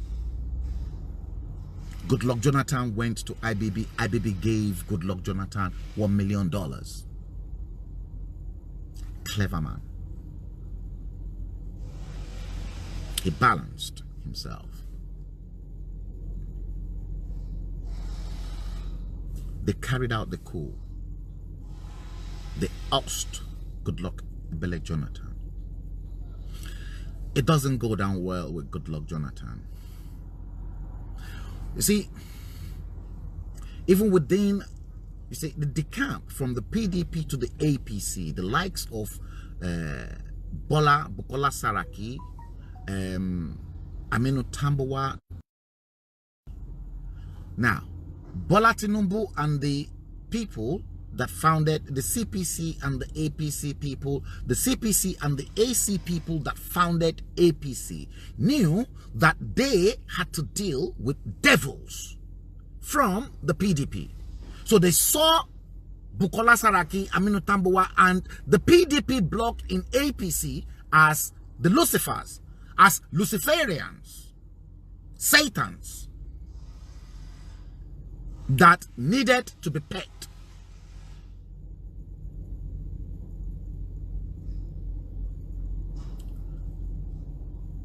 But Bukola Saraki was too smart. He was unable to be pegged, and that was how he quickly pulled himself up as Senate president. Blocked everything that Bola Tinubu might have a grip on the Senate. That annoyed, offended Muhammadu Buhari and Bola Tinubu. They had no choice but to wait for 2019 to get rid of them. See, but behind closed doors, Muhammadu Buhari's government, they've been talking to Goodluck Jonathan.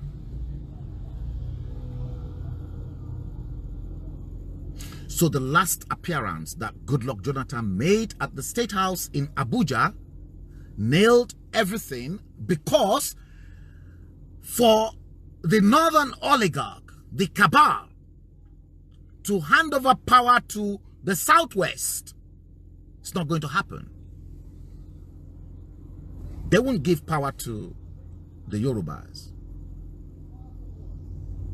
because they know the likes of Bola Tinubu, that Bola Tinubu can sell his own people, that they knew that Bola Tinubu and all the Yoruba leaders were not fighting for their own people. Had they been fighting for the interest of the Yoruba tribe, it would have been a different ball game. Goodluck Jonathan fought for the interest of his own tribe and his group in the South, and that was why during his administration, South took and the Southeast, they took a fair chunk of most of the public offices, forgetting the Southwest. When, equally, Muhammadu Buhari got there, he played the same role by filling all the strategic positions in the country with Fulanis, because they don't trust the Yoruba people. What is the game? Because the Fulanis don't trust the Yoruba people, especially Bola Ahmed Tinubu, because they know for a fact that if Bola Tinubu should come back, the way Bola Tinubu held Lagos by its throat, it's the way Bola Tinubu will hold Nigeria by its throat. So rather than hand over power, that was why Muhammadu Buhari and his cabal quickly called in Goodluck Ebele Jonathan. If Goodluck Ebele Jonathan can deliver Bayelsa State and the South to them, then they're ready to do business with Goodluck Ebele Jonathan and then give him the ticket in 2023 to come finish his second term.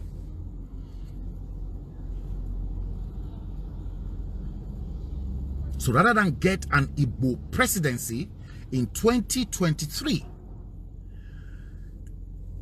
the cabal, they're already manipulating Goodluck Jonathan. Goodluck Jonathan is forgiven because people like Bukola Saraki and those that stabbed Goodluck Jonathan in the back are still in PDP. Goodluck Jonathan is going to be in PDP, but he's not going to work for the PDP at the dying minute. Goodluck Jonathan is going to swap carpet for the APC.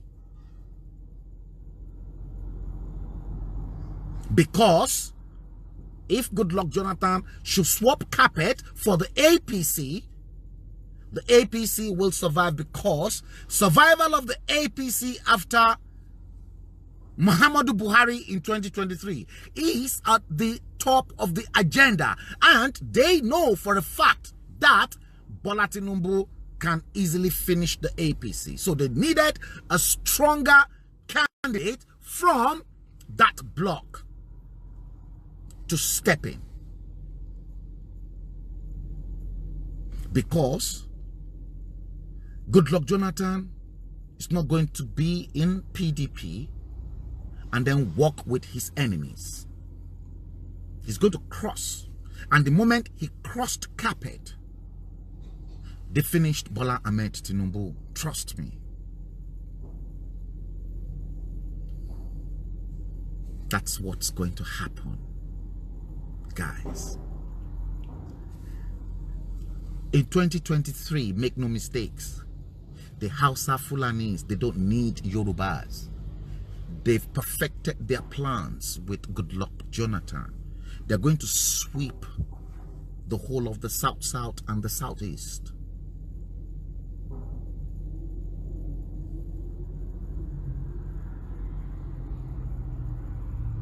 That's the secret. You will never hear this analysis from nowhere. That's why I said I'll keep this to the end of the program, so that many of the people will enjoy it.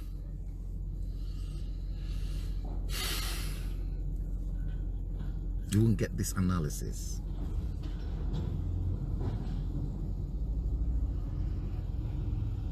You won't.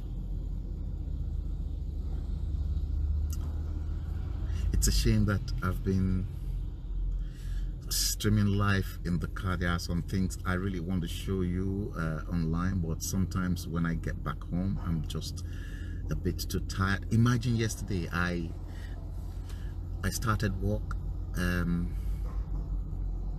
in the morning and I finished 6:30 in the evening.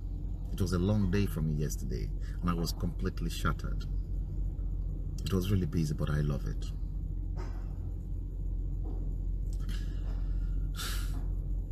See, next time when I come live, probably tomorrow, I'm just going to touch on one thing. a letter that was sent to me. I want to talk about that letter. And that letter is extremely important. I'll just touch on that letter tomorrow. Tinubu is finished.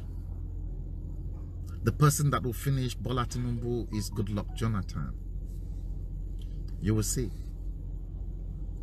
Tinubu is finished. Because they are ready for him. And they know he can finish the APC. That's why they're looking outward to the east. See? Guys, when I come back live tomorrow, I want to talk about a letter that I received. And that letter is extremely important. And it revolves. Maybe we'll still carry on with Tatrata, kleptomaniacs, and beyond limits. We probably have to carry on again. But let me quickly say a big thank you to all of you who tuned in to watch the show. I've been on break for a while. Let me just carry on. Yeah, I can see my cousin Fumola Payne, Ola Univ. Yeah, I can see Sen Larry Popola, Val Ojo, Alpha Nomega, Rolaile Arama, Ahmad Adeni, James Ayola, Eze Sonny. I'm saying this for the first time. There will be no more PDP and APC if their plans fails. Who know? Only if Nigeria exists before 2023. Yes, I totally agree with you. I've always been an advocate of, you know, the East go their separate ways. Yes, the West goes. Yes. Yeah. Yemi Oluwo, thank you. Oluwafolabi, thank you. Thank you, Lizzie Azu, Grace Emiogolo, Ola Univ, yes, Alaja Abeke, Adebayo, Gideofo Peters, thank you. Oh, Val Ojo, you said there's also rumor Diziani is joining APC. That's correct. If Goodluck Jonathan, come on, you don't have to add 2 + 2 to get 4 with that Val Ojo. Abba. If Goodluck Ebele Jonathan joins the APC, Diziani Alesimadueke is automatically a member.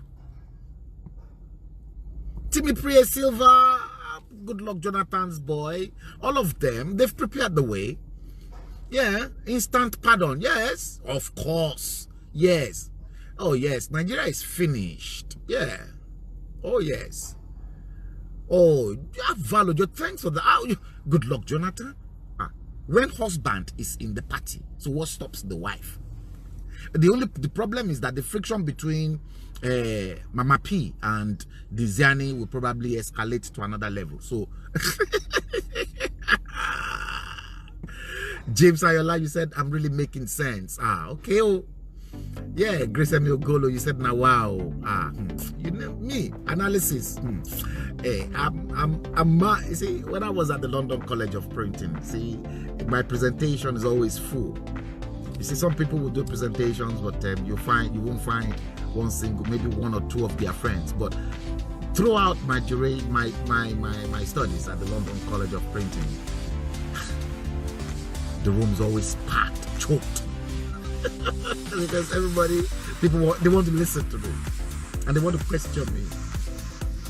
I'm used to it. I'm always my analytical skills is that's one thing my lecturers they always say to me that yeah, I think I got a scholarship for a PhD, but I turned it down because I just wanted to come out there and then start squeezing people up. All right, guys, thank you all. I'll call it a quit for the day. If you want to share it, please share it. Let other people know exactly what's happening. Let them know the the Tatarata kleptomaniacs in your country and how your Tatarata kleptomaniacs are stretching Nigerians beyond limits negatively, that is killing their spirits, their soul, their finances and everything. Thank you all for watching. Princess Lula Omochami, thank you. I salute you, and you guys should enjoy the rest of the day, and I hope to catch up with you tomorrow with that lecture that I'm going to talk about.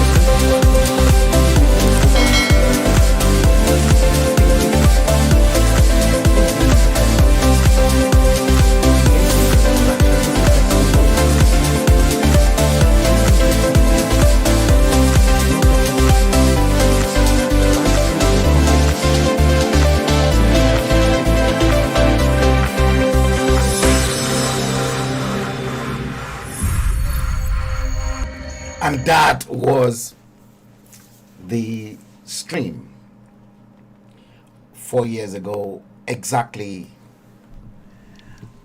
today, guys. 4 solid years gone by. At the time, yes, I was cruising around the entire country with Addison Lee. I enjoyed driving, and the last 2 cars that I drove, the last 2, the Ford Galaxy and then the VW Charan, which I really enjoyed. That was streamed right inside the VW Charan. Very solid car. Yes, the Bleeding Edge episode series 2003. That's exactly what we're streaming henceforth. And you've just listened to everything I had to say 4 years ago that is still very much in vogue today. If you're just joining us for the first time on this live stream, please don't forget to follow us, like, subscribe, and then share the live stream. You can clearly see that the quality and level of information that is coming out from this end of the dispatch box involved a lot of reading, a lot of research, a lot of preparations.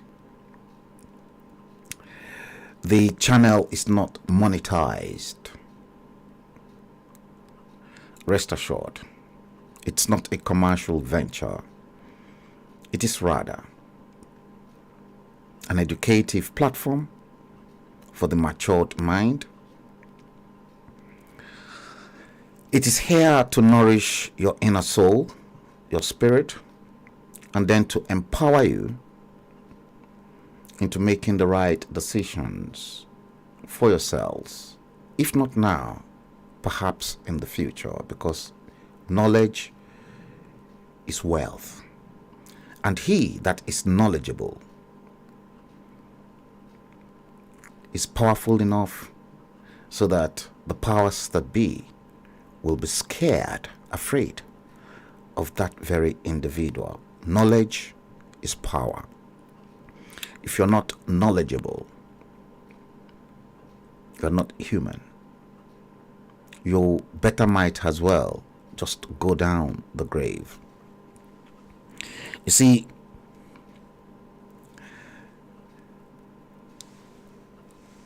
strategic appointment came up.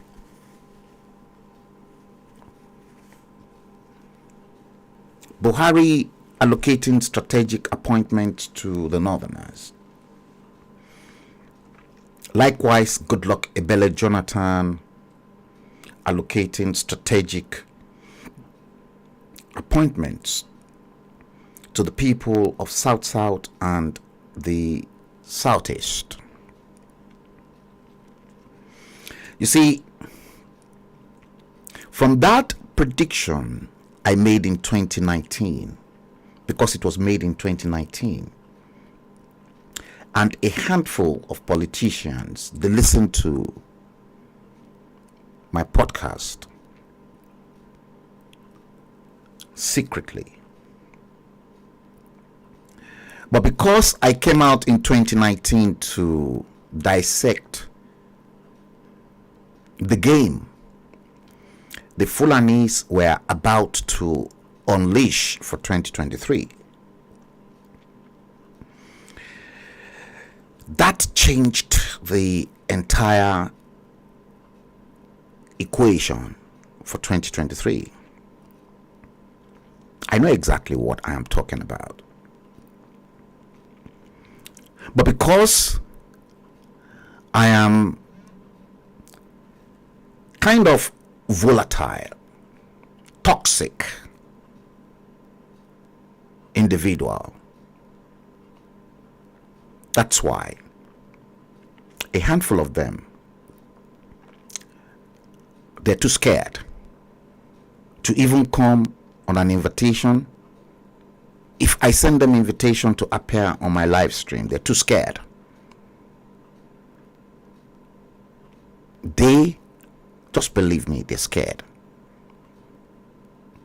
Because they don't know the angle at which I am going to pump bullets into their body.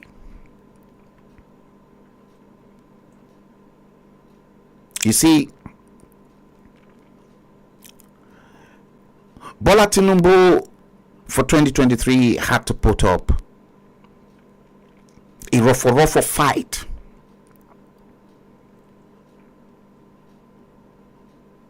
to change the narratives.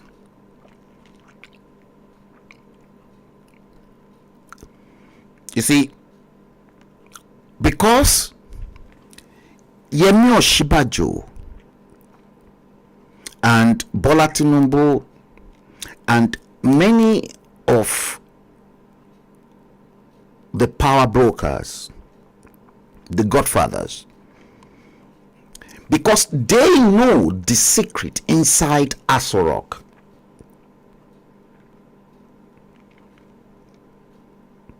They had to play along. They had to play the game along. And I am not going to stop from saying to you that the real authentic Muhammadu Buhari died in 2017.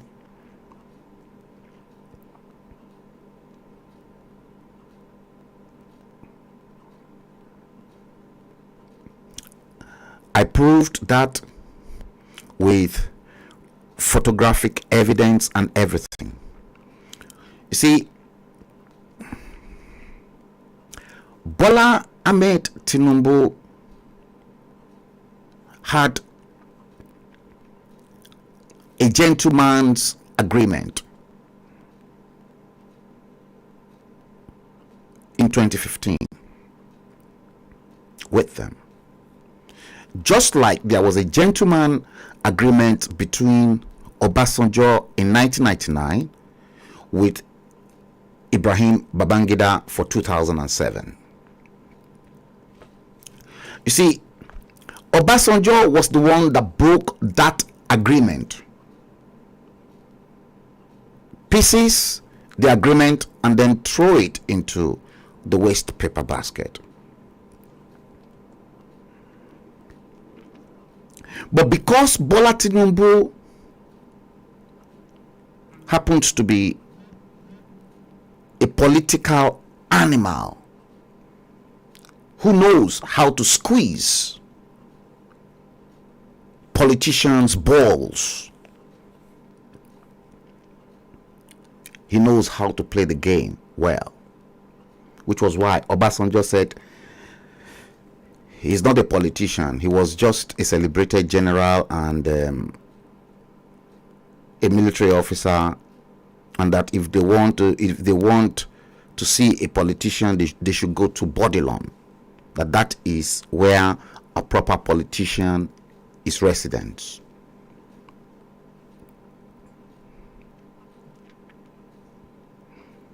You see, strategic appointments. Let me tell you exactly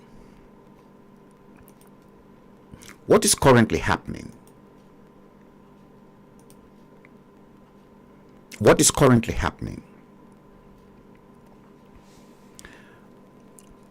I gathered not quite long from some reliable sources that power equation in Nigeria is being adjusted right now by Bola Ahmed Tinubu.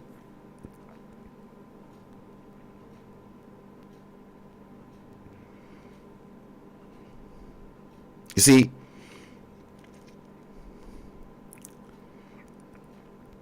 maybe this is the beginning of that era when things is bound to change for good. Perhaps. But within Bola Ahmed Tinubu's presidency right now, what I gathered is that this DSS, Department of State Security Service, don't forget, for some of you who don't really know what DSS used to be called in the 70s and the 80s, the DSS was Nigerian Security Organization, NSO. The DSS, according to this information, has 37 state directors.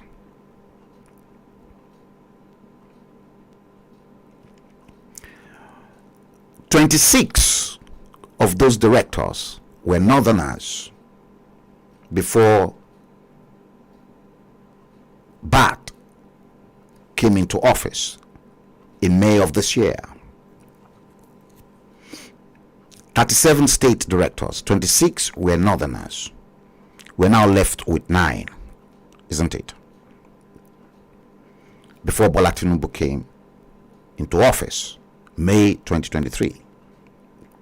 So that means the 9 remaining directors will be split between the entire South, Southwest, Southeast, and South-South.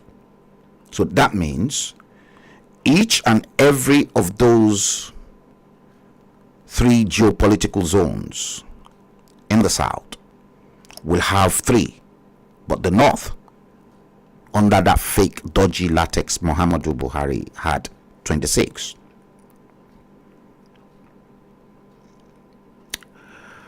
But currently, as I gathered, under Bola Ahmed Tinubu,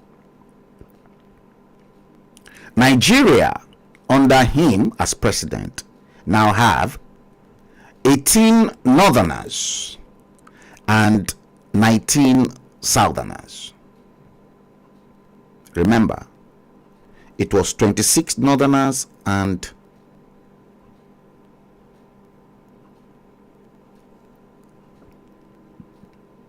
26 northerners before Bola Tinubu, so 9 was meant for the South. But now, northerners have 18 and Southerners 19.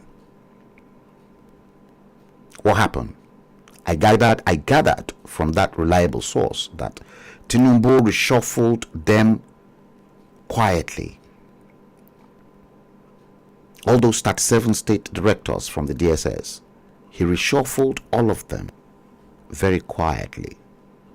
So now we have 6 from the southwest, 5 from the south-south, and 8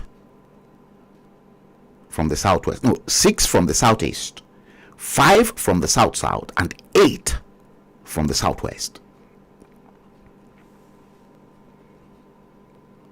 Are you following? Listen. Now, DSS, according to that information, has 6 functioning directorates. All the 6 directorates were headed by Northerners. Did you get that? DSS has 6 functioning directorates, and all the 6 directorates were headed by Northerners before Tinubu came to power. Again, from that information, Tinubu quietly reshuffled them, and now each geopolitical zone has a control over a directorate. For instance, I gathered one Dr. Peter Afunaya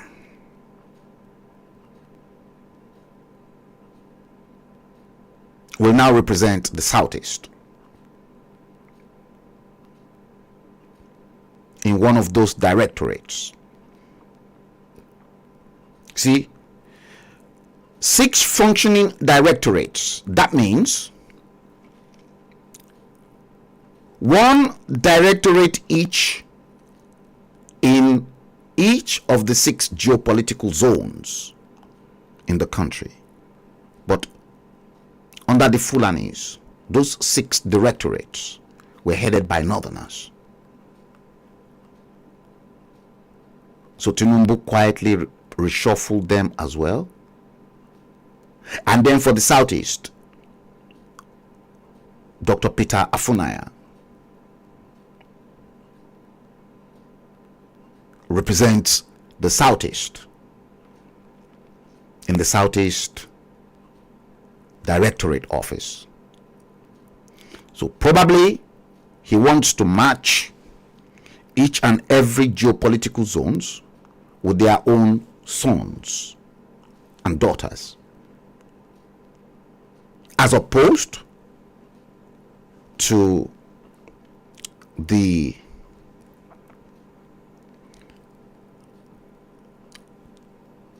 nasty composition that the Fulani shoved down all your throat.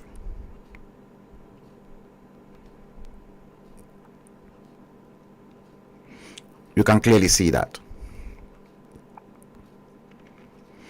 I don't really know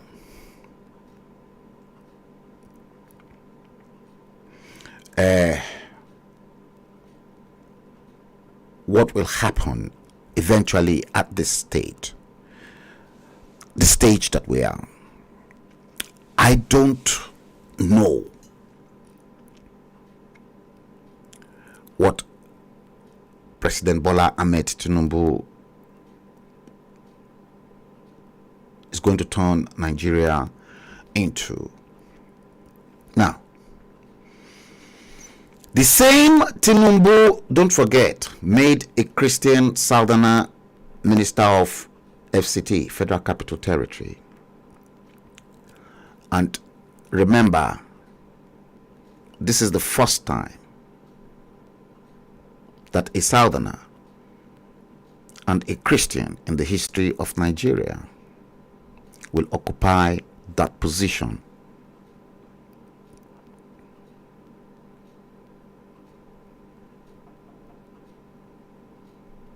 The only southerner that was in that same position before Wike never had full portfolio. He only occupied the office as Minister of Interior, overseeing the Federal Capital Territory. So technically, when we look at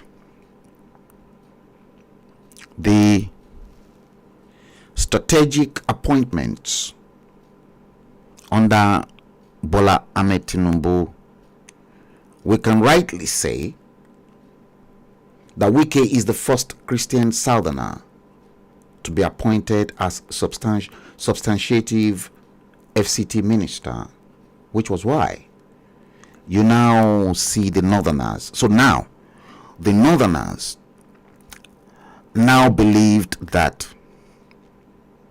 the Federal Capital Territory in Abuja is an Arewa territory, is a northern territory, and as such, a northerner should always be the substantive minister.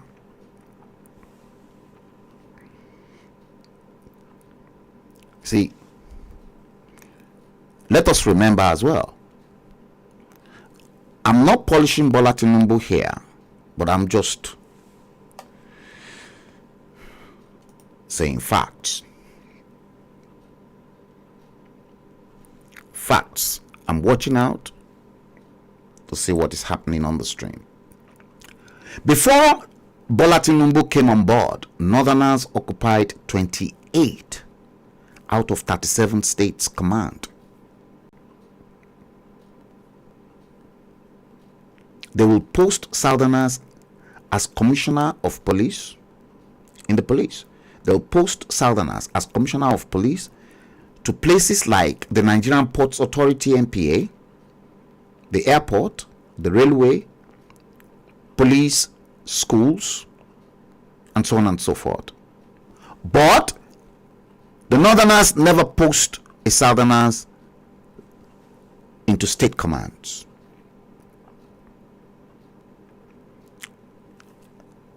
I will give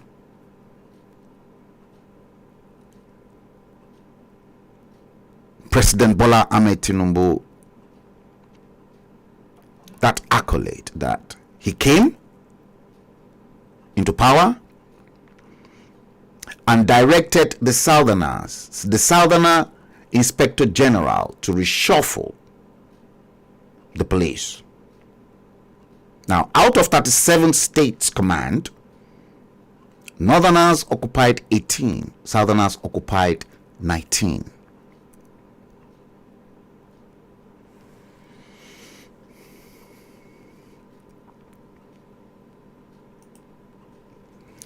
For me, if I see something good and deserves worthy of praise, you see, because Bola Tinubu is a politician, rugged.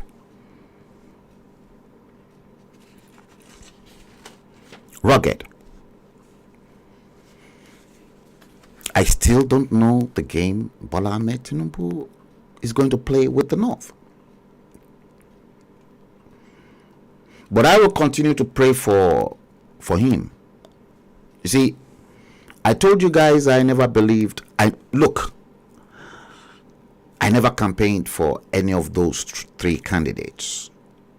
They were never my choice.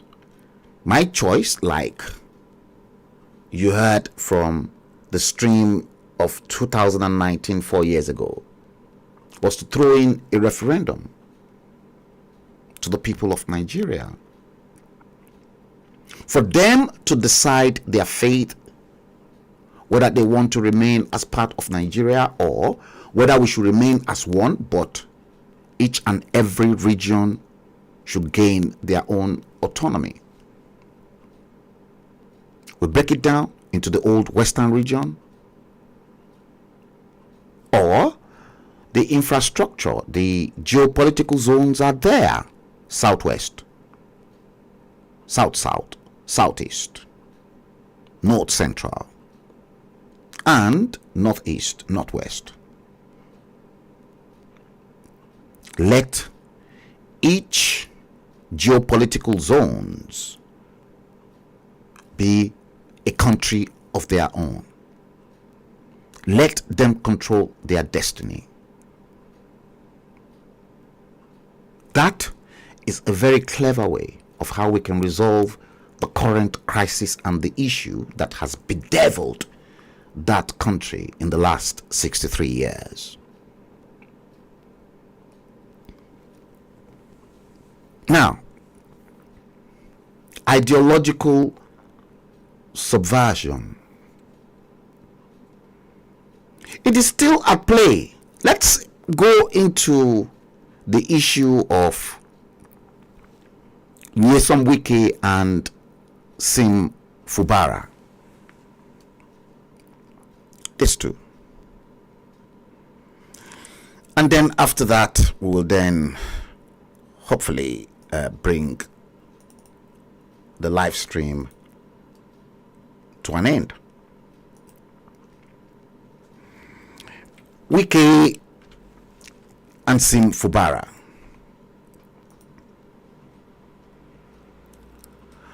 Okay, look at here. There's a power struggle between Wike and Fubara. I tagged this as Rivers political impasse. Is this a misdirected political onslaught on the people of Rivers State? Radicals in power?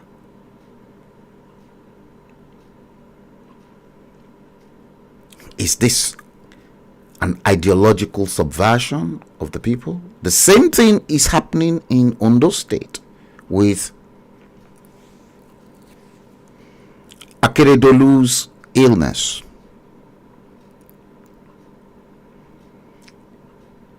The same thing.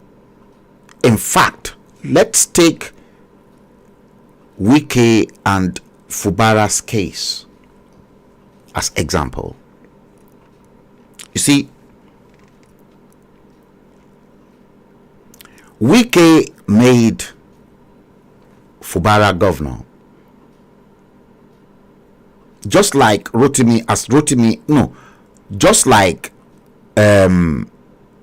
Goodluck Ebele Jonathan and Dame Patience Jonathan made Wike the governor of Rivers State. Because of the friction between Rotimi Amechi and the Jonathans. Big friction. Very big friction. So, Goodluck Jonathan and Dame Patience Jonathan, the first lady at the time, made Wike. So they created the monster in Wike. So now that the 2023 election was drawing nearer, let me tell you exactly what happened. You see, if you remember very well, before the 2023 elections, Nyesom Wike had an interview, I think it was with Channels News,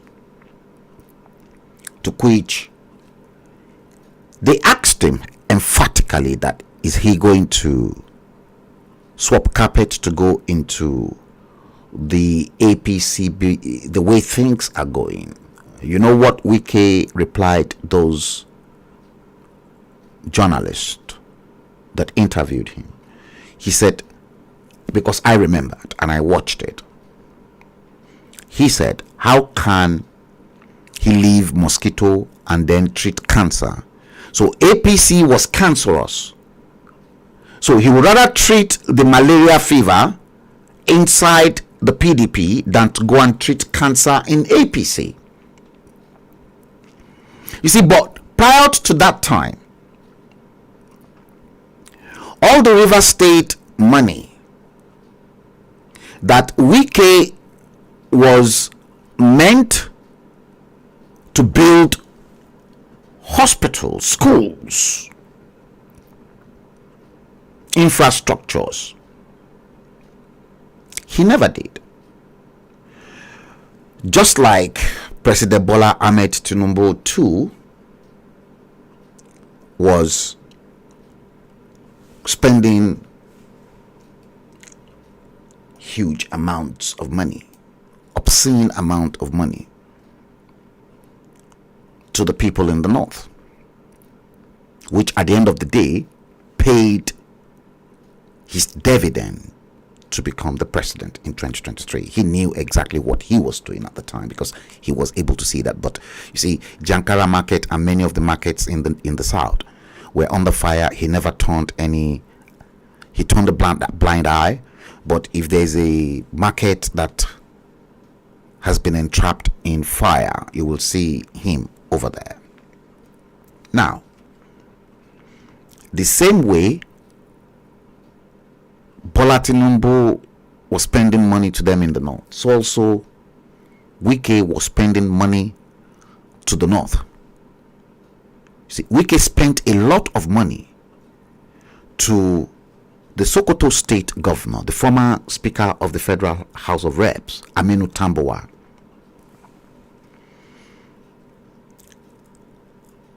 See,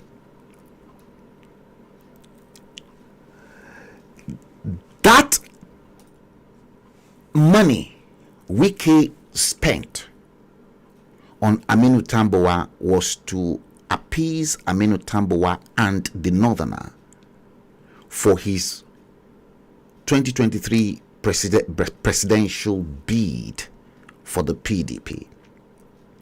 But because Wike was aiming for the presidency as a candidate in the PDP from the South, Wike then anointed Ayu as the PDP chairman and made sure Ayu was installed as the PDP chairman. And obviously, since Ayu was installed as the PDP chairman, Wike have thought that the presidency should come down to the south and it will be his turn to pick the ticket. That was his calculation. But then the Northerners, the Arewas, collected River State money from him, and then the Fulanis, being who they are, then played their own game. And that was when Wike then entered into the same trousers with the Northerners, now wanting Ayu to step down as chairman when Atiku then decided to put his head in the race for the presidency.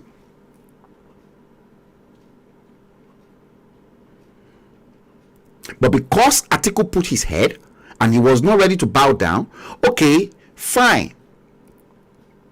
Wike was, even after Atiku emerged as the presidential candidate of the PDP, Wike said, oh, we cannot have the chairman of the party from the north and then the presidential candidate again from the north. So Wike was banking on the fact that he will pick up the running mate to Atiku. But Atiku, knowing fully well that Nyesom Wike is a dangerous serpent. You can hear me clearly. Atiku knew Wike is a dangerous serpent that you must never include in your wish list. Don't try it, because you will regret it. And those that had already included Nyesom Wike on their wish list, live to regret it for the rest of their lives. Go and ask Rotimi Amechi. Go and ask Goodluck Ebele Jonathan. Go and ask Dame Patience Jonathan. But because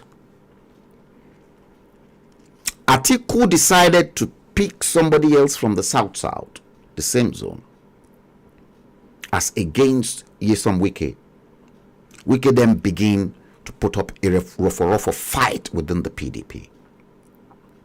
And that was when Wike and Bola Ahmed Tinubu then had a closed doors meeting.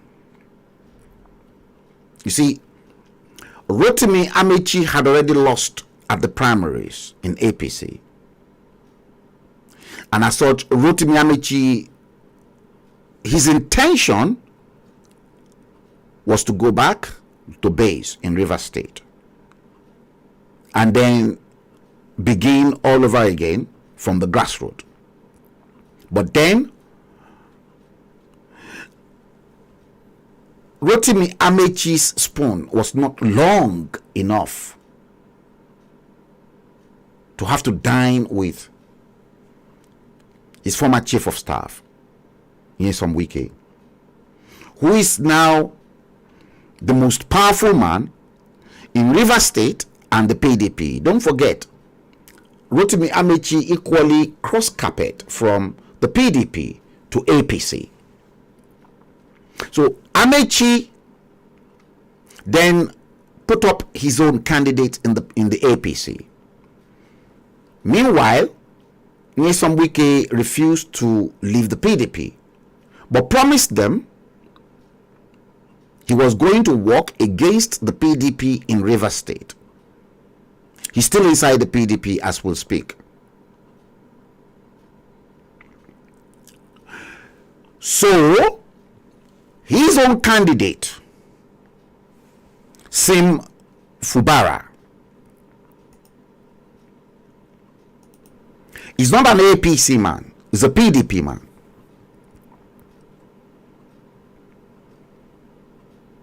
Sim is a PDP man. Now, for the 2023 general elections, either through snatch, either through thuggery, Nyesom Wike delivered Rivers State to Bola Ahmed Tinubu. But before he delivered that, he said emphatically before that elections that at the presidential level, PDP will deliver Rivers State to the APC. But at the gubernatorial level, the PDP will retain Rivers State. And it was so. Now, 2023 election came and gone. The party that brought Sim Fubara to Rivers State is the PDP. Wike has been compensated with a very posh position of the Minister of the Federal Capital Territory. And we can all see clearly exactly what is happening in the Federal Capital Territory at the moment. Because I said to some people, I said, oh, Wike is the man that will help Asiwaju perfect everything that was perfected in Lagos at the federal level. Okay. Now, all the commissioners and all the House members in Rivers State were all Wike's men. To the extent that Wike said it to Fubara that some of his own project he completed. He's not going to commission them, but he's going to reserve them for Sim Fubara to use as a project for his 100 days in office. Now, this is not the first time that we surely will see one incumbent anointing his own person to the office, and then things will easily break down between the two of them. It's not the first time. It's been all over. Even in Lagos, you remember it really broke down between Asiwaju and Raji Fashola, Babatunde Raji Fashola. If not for the intervention of the Oba of Lagos, Rilwan Akiolu, who intervened at that time and spoke to Jagaban that Jagaban should please allow Fashola for a second time. Things broke out of hand with Akinwumi Ambode. But Jagaban, his grip on Lagos was just heavy. That you can't question that. So now, with Fubara, there is the possibility that the PDP are actually putting pressure on Fubara. So there is a power tussle between those assembly members that are proving their allegiance towards Wike, because Wike installed them. Wike installed commissioners for Sim Fubara in Rivers State.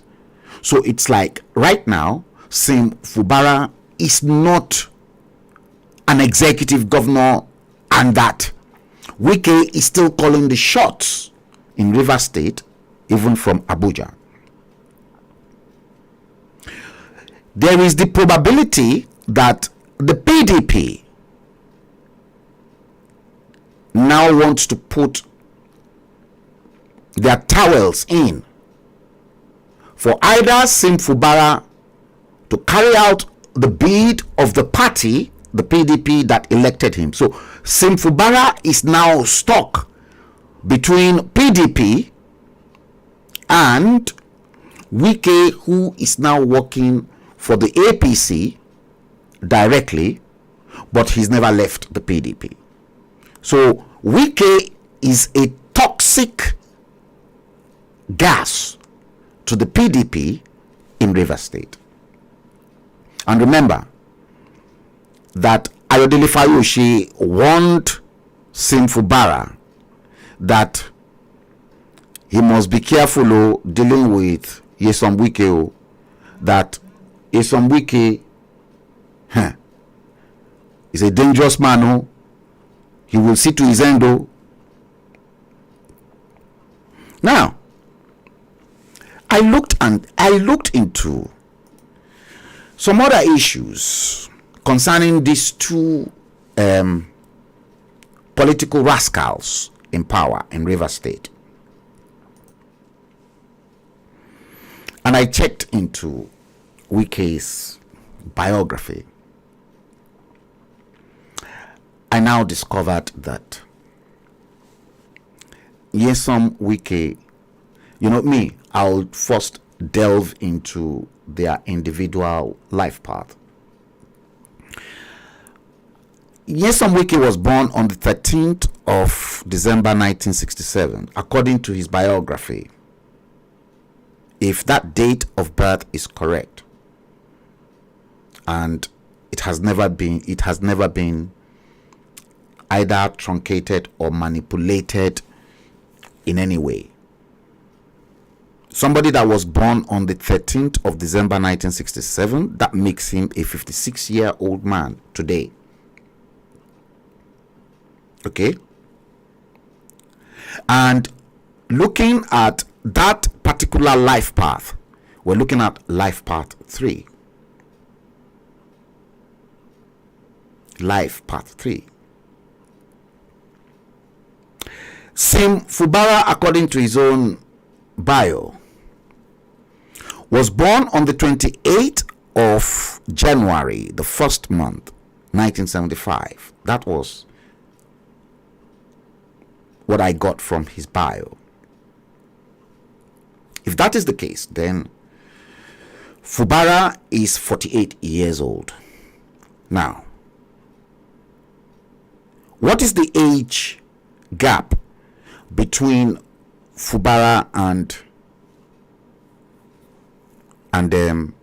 Wike?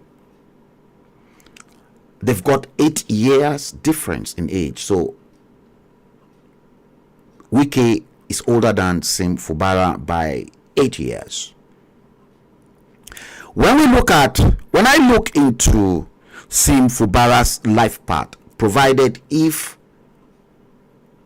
those dates are accurate, then we are looking at Fubara being a master number carrier, 33.6. The height of the triangle, remember, 11, 22, 33. It's a life path 6.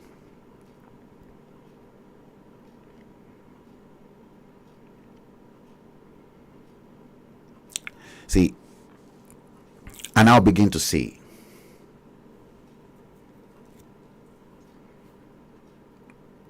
the differences in these two people.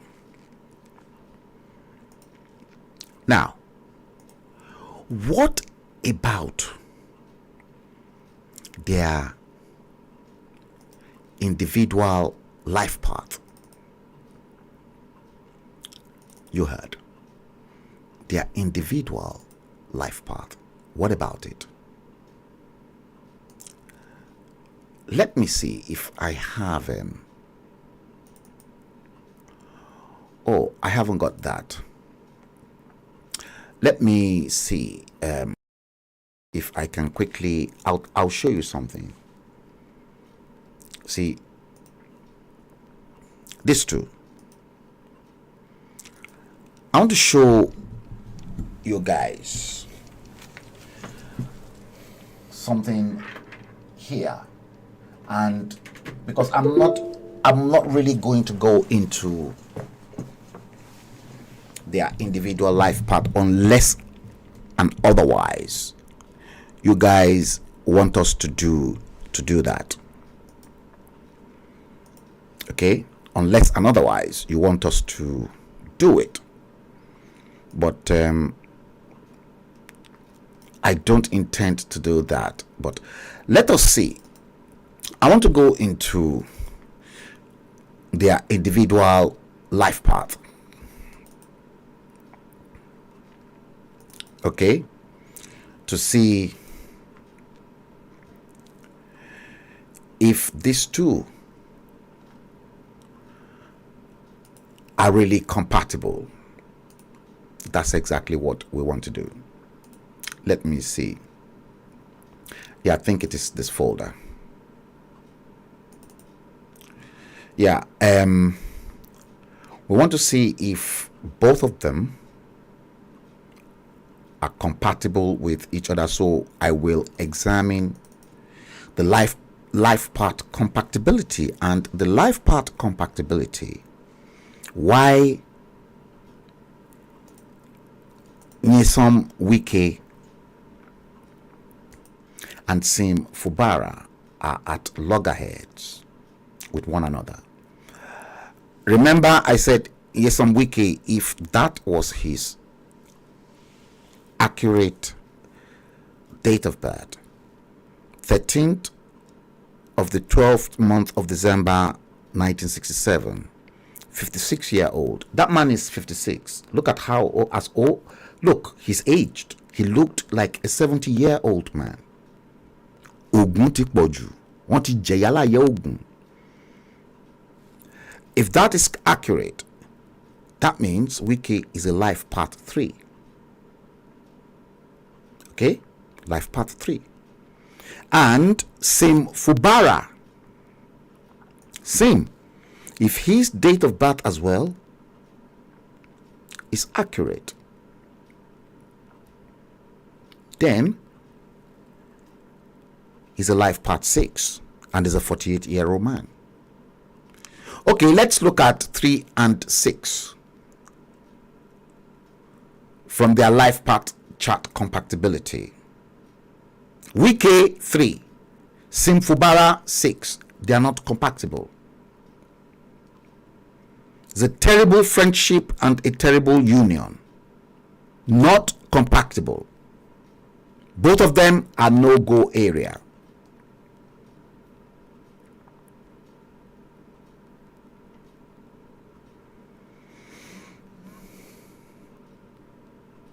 Like I said, I don't want to go into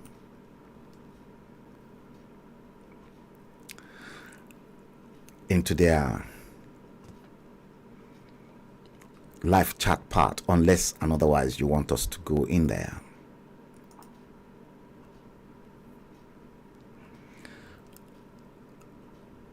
Elijah Folake Alawiye, you are watching the live stream on YouTube. It's been, yes, I've been preparing for these for days, and that's why I've kept myself to myself. You see, both of them, they are no-go area. They are no-go area. Now, what is that causing at the moment? It's causing friction, it's causing confusion in the whole of the state. The same thing is happening right now in Ondo State. In fact, from what I gathered, I watched a show recently on live stream, and I gathered the sickness confronting the governor of Ondo State, Akeredolu, is spiritual. They said Akeredolu upgraded the Bales, the higher chiefs in Ondo State, and then made them kings over the first class king, the A king, such as Olowo of Owo, Deji of Akure land, Oba Idonre, all the first class king, Iwe of Ado-Ekiti, and the Obas, they want Aketi not to do it. And that right from the very first governor in 1999, Baba Adefarati, when he became the first governor under the Alliance for Democracy, they presented the file to Baba Adefarati then. Adefarati dusted it and put it to one side. When Olusegun Obasanjo fraudulently rigged Ondo State in favor of the PDP, Agagu, before the same Bola Ahmed Tinubu was the one that fought to salvage Ondo State then, because Obasanjo was ready to ridicule we, the Yorubas, in the eyes of the Fulanis at the time. They presented it during this short period that Agagu was governor.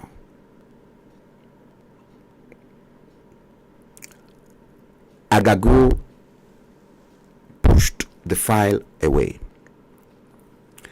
When Mimiko was then installed, after Bola Ahmed Tinubu spent a lot of money on the case, Mimiko was in the Labour Party at the time, not even in Bola Tinubu's party.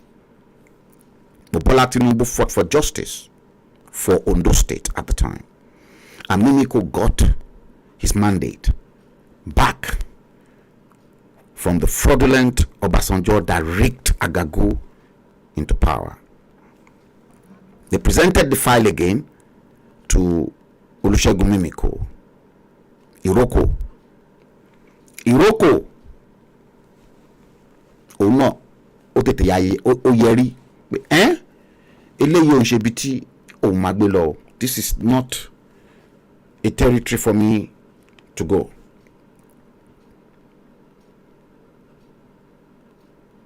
Now, Akeredolu came in. They presented it. Gbogbo àwọn tó ti jẹ gómìnà, all those governors before you, they shoved the file to one side. You then had the audacity to now upgrade all the ballets to be first-class king. And now those ballets then started ridiculing the authentic first-class king in Ondo State. And that, as I gathered, it was all the first-class kings that combined in Ondo State and deposit a spiritual warfare onto Aketi's body, to which medical science cannot find anything. So it was a prince from Irele in Ondo State that came out. I watched that clip to now say Akeredolu cannot enter Ondo State. That is why he is in Ibadan.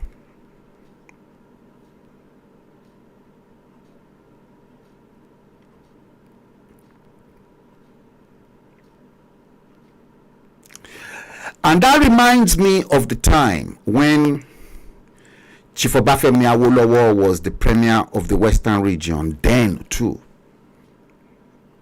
Similar case came up in the Western region when he was premier. Awolowo, according to many of the stuff we've read, on that same file, Awolowo just used red pen. Penned. That means pending. And the same file continued to drop down on every governors and everybody. And I remember very vividly that the governor of Oyo State, the former governor of Oyo State, Dr. Omololu Olunloyo, when he became the governor in the Second Republic of Oyo State, I watched his own interview. When they presented the same file on how they can upgrade some ballets to be on the same level with Olubadan, Dr. Omololu Olunloyo, that I watched that interview very well, said, Ingba tí ó ṣá bàbá àwọn Awólọ́wọ̀ tó ti fi lè pẹ́ǹdì fáìlì yìí, tí Akíntọ́lá náà pẹ́ǹdì ẹ̀, tí gbogbo àwọn tó ti jẹ governor síwájú, all those that were governors before him, they were all writing penned. Dr. Omololu Olunloyo then said, to be very, very, very careful and for his own safety, he too just wrote in red ink, penned. Maybe the person that changed the narratives was Ajimobi, who upgraded all those ballets to be king with Olubadan. And just after that upgrade, what happened? Ajimobi died. Maybe if Ajimobi must have equally penned the whole thing, just like the others penned it, maybe Ajimobi should have been alive today. See, in culture, there are certain things you don't toil about with. There are things you just have to respect as norms of your culture.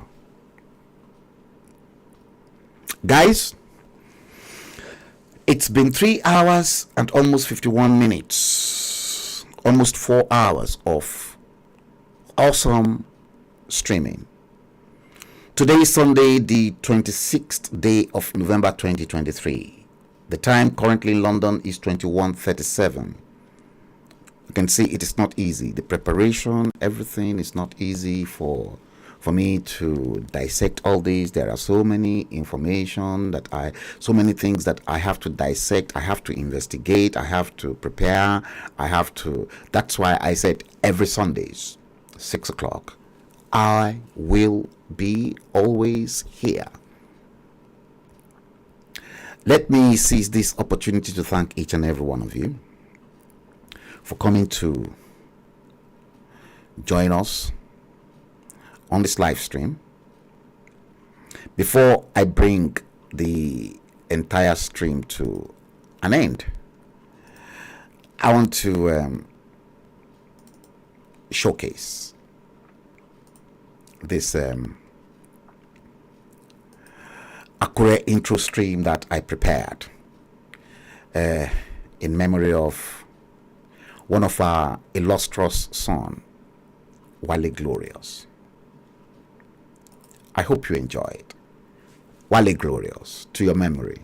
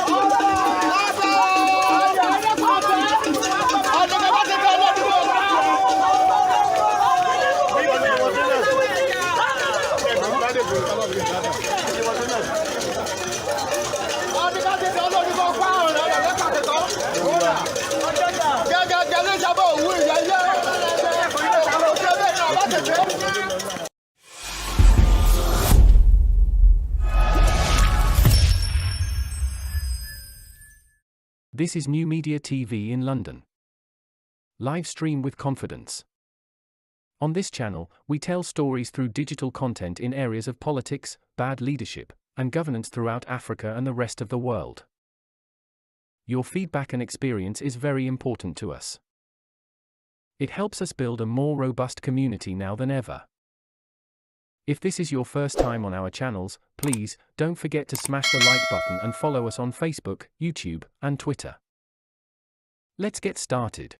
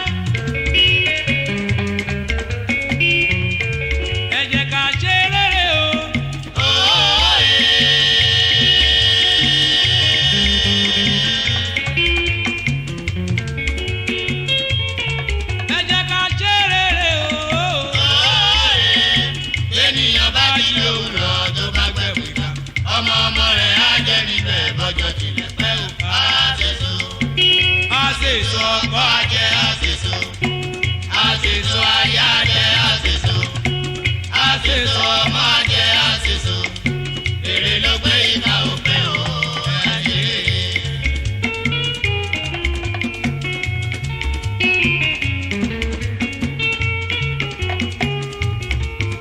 ṣe rere jọ̀wọ́ ó ṣe rere o kó bá lè rí gbàlà. ṣe rere jọ̀wọ́ ó ṣe rere.